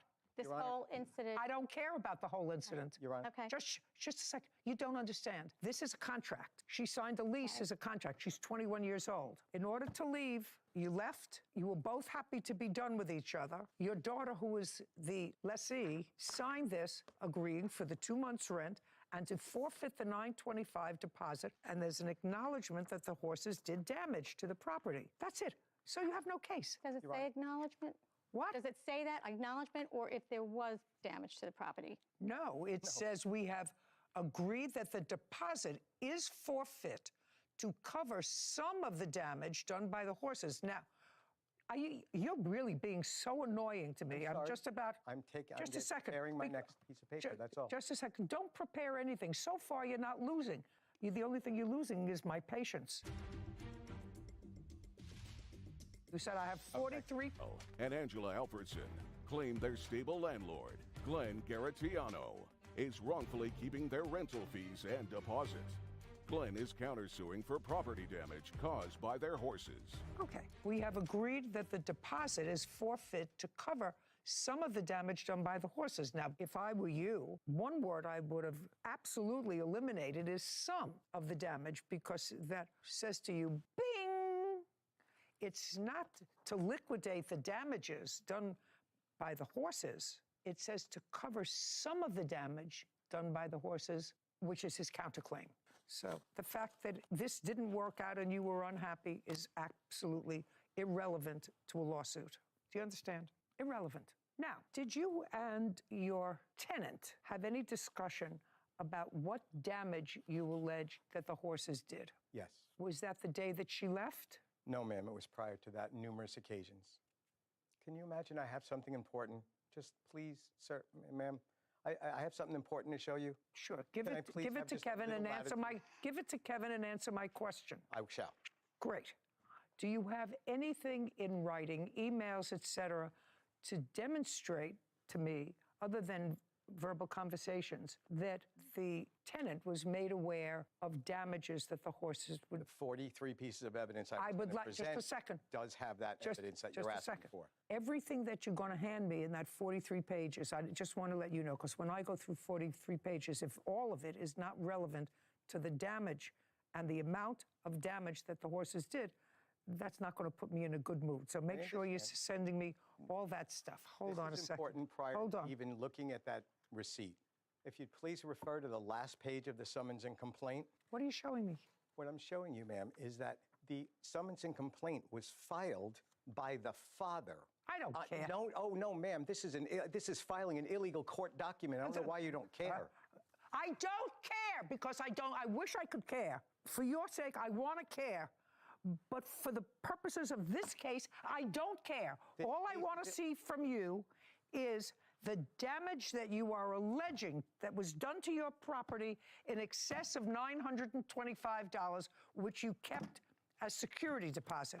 That's all I want to see. I don't want you to tell me that her underwear doesn't match, that the wrong person filed the summons and complaint. I'm not interested. Very simple. Do you understand? Do you understand what I said to the plaintiff, sir? Did you understand that? Don't hand me all that stuff. I'm not. I'm saying it's in folder 4 right in front of you. Those are the damages. The damage to the grass in front of all of the No, that's not what I asked you for. If you follow instructions, I said to you, I want to see in writing, which you said you had, notification to your tenant prior to March 13th that damage was being caused to the property. And you said numerous. I said, show me. You said, I have 43 pages. I said, I'm not reading 43 pages unless it's all relevant. And if I read 43 pages and if it's not all relevant, it's going to put me in a bad mood, which I'm getting to. Quickly, I see that. Yes, because this is a lawsuit. It's not a kvetching contest. It's not about kvetching. Do you understand? I didn't let her kvetch. I said, this is a lawsuit. You want your money back, you signed the document that says you're not getting your money back. That's what you signed. The damage estimates are in the back of that folder. And I told you, I'm not asking you for estimates. Okay. You're asking me for communication between me and them? It was mostly verbal. So then the answer is you don't have anything in writing. There may be text messages. I didn't review them. Oh, okay. But so there were text messages regarding her trough that was maybe. leaking, and she just ignored the text. She ignored text often. I actually don't care. I have pictures of the damage to the stables in there. Yeah, $925. You got it. It's covered. Your counterclaim's dismissed. We're done. This case is over. This court is adjourned. The man was very harassing to me the whole time. I didn't get to show any of my text messages. She was a week late with the rent. She signed the lease, brought the horses, and then, oh, I forgot the rent. Into the second week we were there, I told my daughter, something's wrong with this man. We got to get the horses out. A week later, she comes back with the rent. I'm like, where's the deposit? She goes, oh, I didn't have the deposit. I'll get you that in a week. He wanted me off the property. He said, I want no trespassing ordinance on you. I said, can I not feed my horses? No, get off the property. These people were bananas, and they were damaging horses. Good example out there of we here in court hear legal arguments, not emotional arguments. It can be, a therapeutic experience for the litigants to be able to get their story across or share the underpinnings of the story or what really went on is something that we hear a lot in court.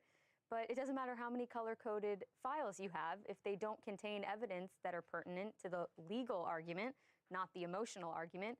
We don't want to see them. We don't want them. Especially in this case. It was cut and dry. In this case, there were contracts. Yeah, signed. There were two no contracts, argument. a lease and a termination of that lease with the terms. Yep. And there was only one word, Sarah, And that word was some. And that allowed him to even bring the countersuit in the first place. But it was sort of slick. The word some. If you're going to forfeit your $925 deposit, and what he's primarily complaining about was that the horses ate all his grass in his meadow.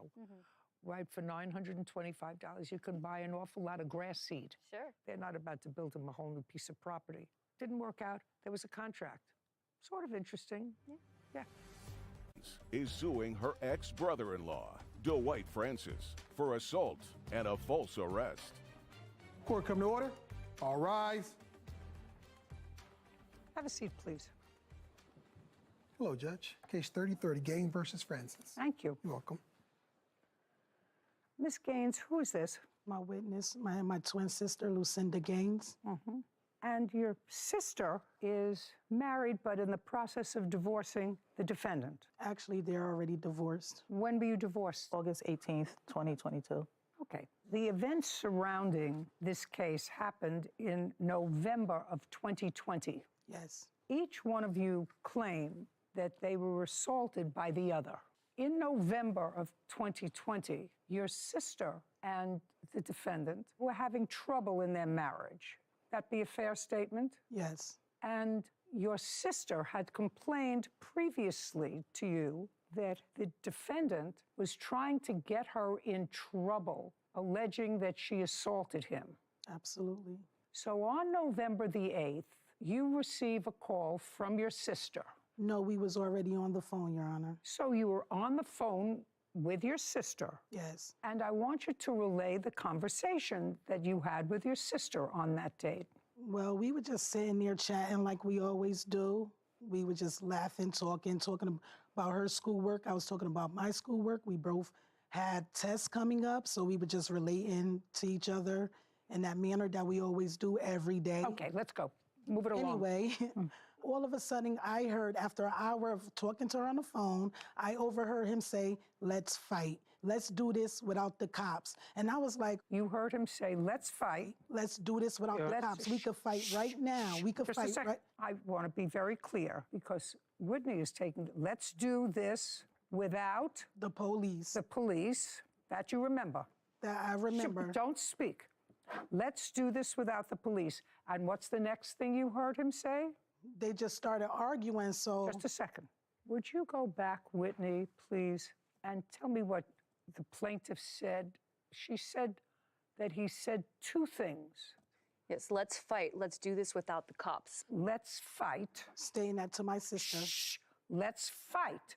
Let's do this without the cops. Which one was it? You said, let's do this without the police. That's one.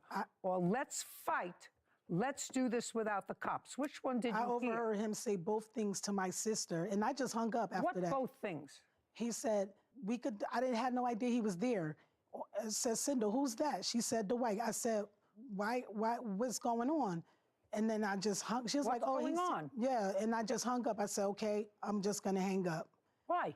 Because they was husband and wife. Maybe it was just something they was just going through. I didn't know. Now, just a second.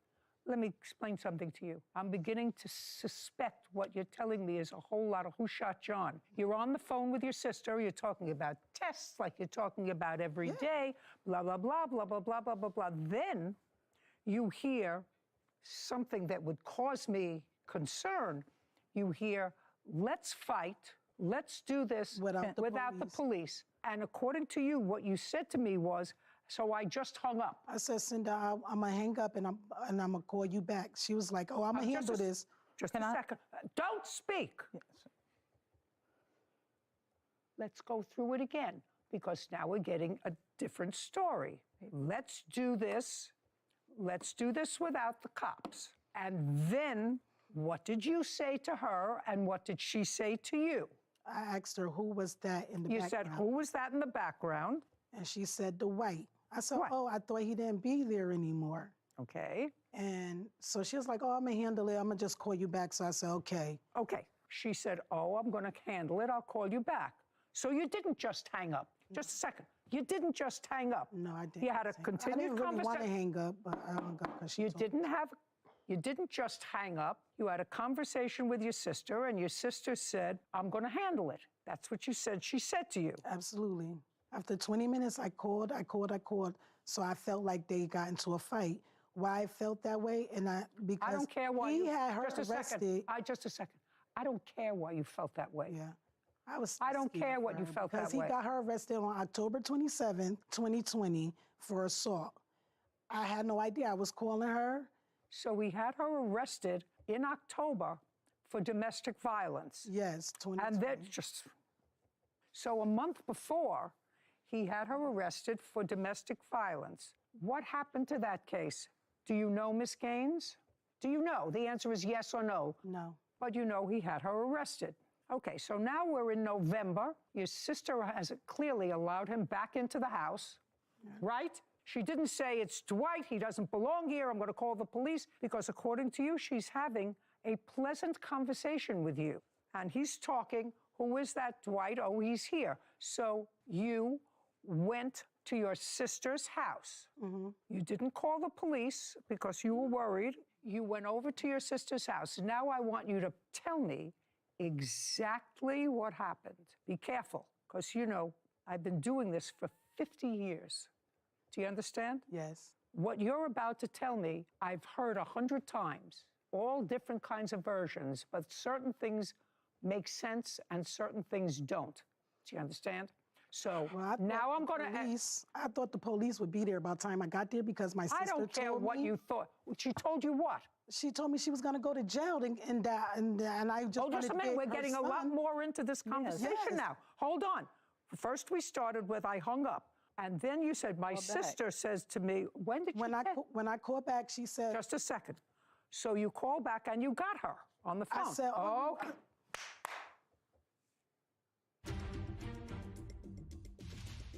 Her ex-brother-in-law, Dwight Francis, assaulted her and lied to the police. Dwight is countersuing, claiming he defended himself from Lucretia's attack. So you waited 20 minutes and you called her back. Yes. And you did, in fact, get her on the phone. Yes, and that's... Just a second. Now, I want you to go back to what she told me 4 minutes ago with, I called. I did. And she didn't answer. She did not answer. After 20 minutes, I stay home. After 20 minutes, I called. I felt they got into a fight. Why I felt that way? Because he had her arrested. I was just scared. You for called her. and called and called and called. So now you called. Halfway there, she answered the phone. You called and she answered. Yes. Now I want you to tell me about that conversation before you went over there. I said to her, and she said to me, let's go. I'm going to jail. She said, well, I'm going to jail now because he called the cops. And then I said, oh, okay, well, because I just felt like she was going to go to jail because she got arrested. I don't care what you felt. Anyway, I was only going to get my nephew. You called her and she said, I'm going to go to jail. She said he called the cops, so I think he called the cops. Because he had a restraining order against her. Protective order. Right. And clearly something happened in that 20 minutes between the time you were talking about your tests and the time you got her back on the phone that suggested to you that something had transpired when she said, now I'm going to go to jail. So you went over there because you knew about the protective order because you knew she had gotten arrested in October. So now you go over there to do what? To grab my nephew, because last time I went, when she couldn't go back to her home that he moved in with her, he didn't even feed my nephew. And that's what I was afraid of. Just a second. Is that their child? No. You went over there to get your nephew. Yeah. Now, what happened when you got there? When I got slowly, because right now you see, it doesn't go well. I know. You understand? Understood. Okay. So now you go over there. When I got to their home, the defendant was standing outside. I finally pulled up. I saw no cops. So I asked him, why you keep calling the cops on my sister? That's when he took it upon himself to hit me in my face, knock me off the curb, because I guess it needed to fit his narrative. Come to find out, he called the cops and told the cops that my sister called me over there to fight him. Why would I fight for my sister? I shouldn't have went over there, but I did because I was worried about my nephew. She told me to. She asked me to get him the last time. She was like, can you go to the house and grab my nephew? You left that out 5 minutes ago. Sorry, because it was so much. And it had been so long ago. Well, that's why you're supposed to bring a case as soon as you can after the event. The reason I assume you didn't is because COVID struck, and they didn't dismiss both of your cases until recently. So neither one of you could have come to civil court. I assume that that's why you waited 2 years. I really don't care.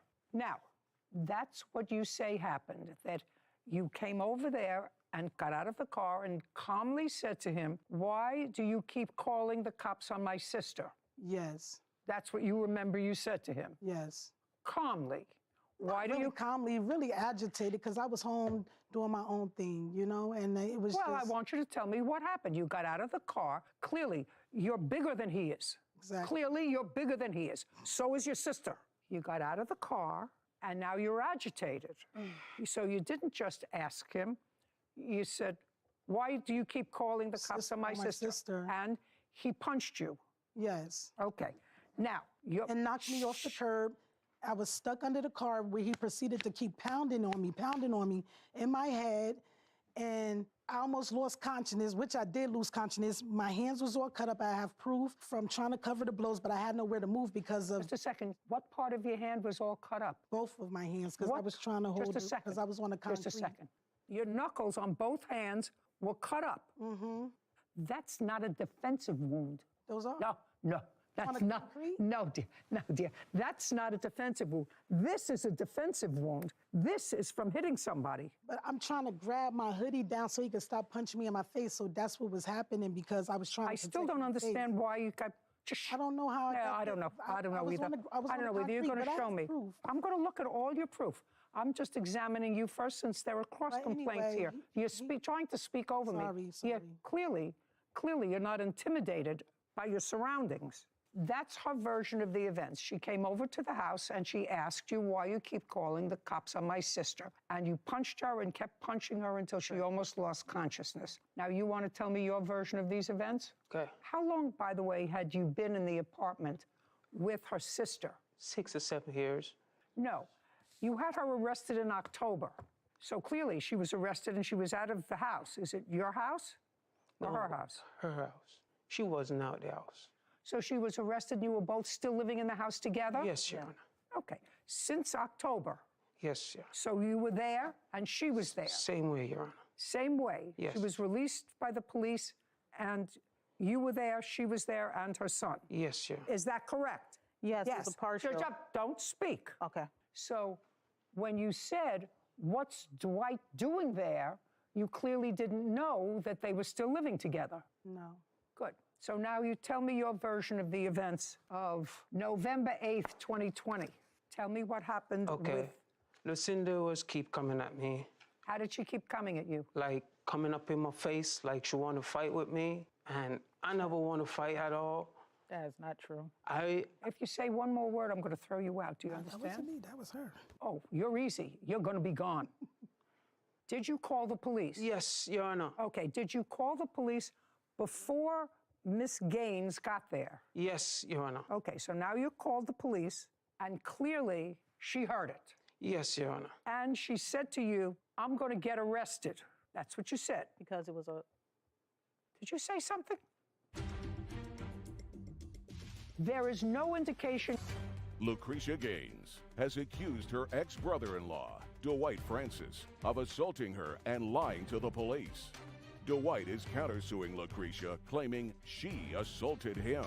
So you called the police and you went outside. I went outside first before I called the police. You went outside and called the police from outside? Yes, Your Honor. Okay, go ahead. When I called the police, I stepped down to the sidewalk and I was there waiting for the police to come. I heard a car speed come around, hear her yelling, "I hope you're not calling the cops." I said, "Of course I'm calling the cops." She pulled over to the side and come up towards me, ready to fight with me. I never want to fight. I turned my head around. She was already there in front of me, sizing me up, and I just make a mistake and look around. And by the time I made that mistake and look around, she knocked me over. And? I saw her about to hit me again. When I hit her, she fall, and I ran off, try to escape. She get back up and running me down. I couldn't run no more because I was going towards the hospital direction where I was going. When she caught up with me, the cops turned up. Okay. May I see the police report, please? I have one.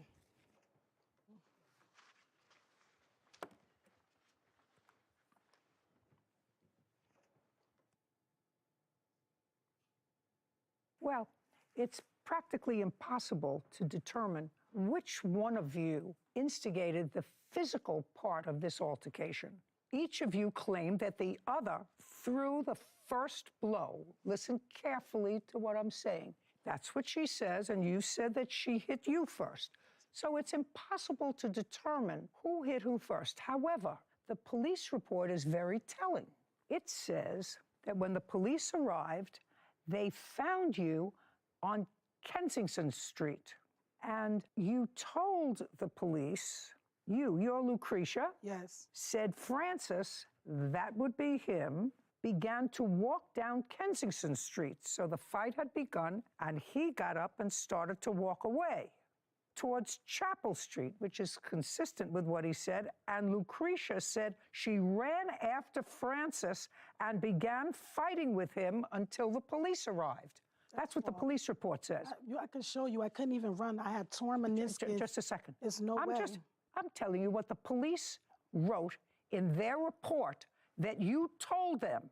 And it's totally consistent with what he said, that he was trying to walk away. I was running. After he beat me up. Listen to me. You went over there furious. I wasn't furious. Oh, yeah. Just a second. You went over there furious.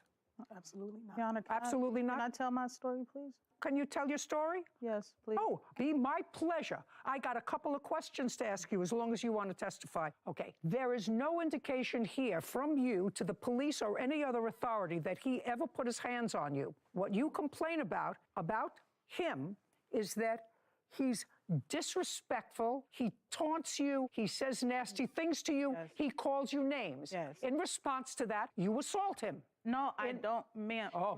Yes, sir. He had me falsely arrested. Yes, he's small in stature, but I don't know how he keep manipulating the system. This man is dangerous. You have to understand something. You told the police that he doesn't... We never had a physical altercation. That's why I don't know where he's getting these things from. It's like once he found out we were going to divorce, he didn't want to leave the house. So that's why he kept having to try to put a case on me. All may be true. Yes. There is no indication here, as a matter of fact, quite the contrary, that he ever put his hands on you. He never put his hands on me, and I never placed a hand on him. Your sister did. Now you can sit down. Go. Can I just tell you how we even got here? No. All I want to say. No, I'm just telling you. I don't care how you got here. This happened 2.5, 3 years ago, and the reason that you're here is because of an incident that had in its beginnings you going to a place where you had no right to be. Can I please show you the medical reports? Because there's no way I ran down the street. Just a second. I'm going to read what you told the police. That was... After a brief verbal altercation, Francis punched her in the face. They both began fighting in the middle of the street. Francis then began to walk down Kensington Street towards Chapel Street. Lucretia said she ran after Francis and began fighting with him until the police arrived. Okay, your case is dismissed. All right. Now, you have any medical records of your injuries? Yes, I'd Your like Honor. to see them. I have scar to it. Just a second, I'd like to see them. I'm telling you, I did not run after him. How can I run? How can I run after him if my knee, a torn meniscus? Hey, do you want me to play the tape of you walking through the door into the courtroom? Yes, you did. I could walk, yeah, but I'm still right, in you pain did. for the rest of I my can life. play the tape back I for you have to if get you like. surgery, Your Honor. Not only is the case going to be dismissed, but because I see you can't control yourself. Even in a courtroom, you can't control yourself. I'm hearing his case now. He's got a cross complaint. And as far as I'm concerned, you were the aggressor. You went there to a potentially aggressive situation by yourself. By yourself. She have something in her hand too. I never see what it was, but I know she threw it away. Do you think I need your help? Okay. Forget it. Telling you, this man is dangerous. You will see he'll be arrested again. See what I mean? You can't control yourself. You want me to believe that you got out of the car and calmly said, why are you calling the police on my sister? Somebody who can't control themselves in a courtroom. Judgment for the defendant on the counterclaim in the amount of $5,000. Your claim is dismissed. All right, thanks. Court is adjourned. I'm just sad about the whole situation because I feel like I should have won this case. Everything is in facts, and that's how it happened. It was the truth. I just figured she was going to jail, so I just wanted to get my nephew and leave. I want to be a good parent. It goes on. He's manipulating the system, and it shows. That whole case just seemed like a mess all the way around. I think the plaintiff went there maybe a little hotter than she was ready to admit. I think the police report seemed enlightening after you took a look at that and read her own account of what she told the officer. And, you know, he didn't seem like Prince Charming either, though. So I'm annoyed that you gave him the judgment. I agree with it because it was so unclear. I gave him the judgment, actually. Because she couldn't control herself. I knew. Because you're in a courtroom setting, and you try to take somebody's demeanor in a courtroom setting, which is intimidating. I mean, I'm intimidating. I know that I'm intimidating. Couldn't control herself. Yeah. You know, you have to couple the law with common sense. He's no doll, for sure. But he extricated himself from the house because, according to her, and then down the street. he was outside when she got there. The police report was clear. He again tried to extricate himself by walking away. And when the police arrived, they were fighting on the street. Again, because she had caught up with him. She said she went there to get her nephew. You can call the police and say, I think there's going to be a problem. Would you take me over there? There's a domestic case.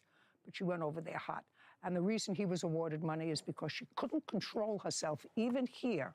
There was no question in my mind that she was the aggressor. No, I agree.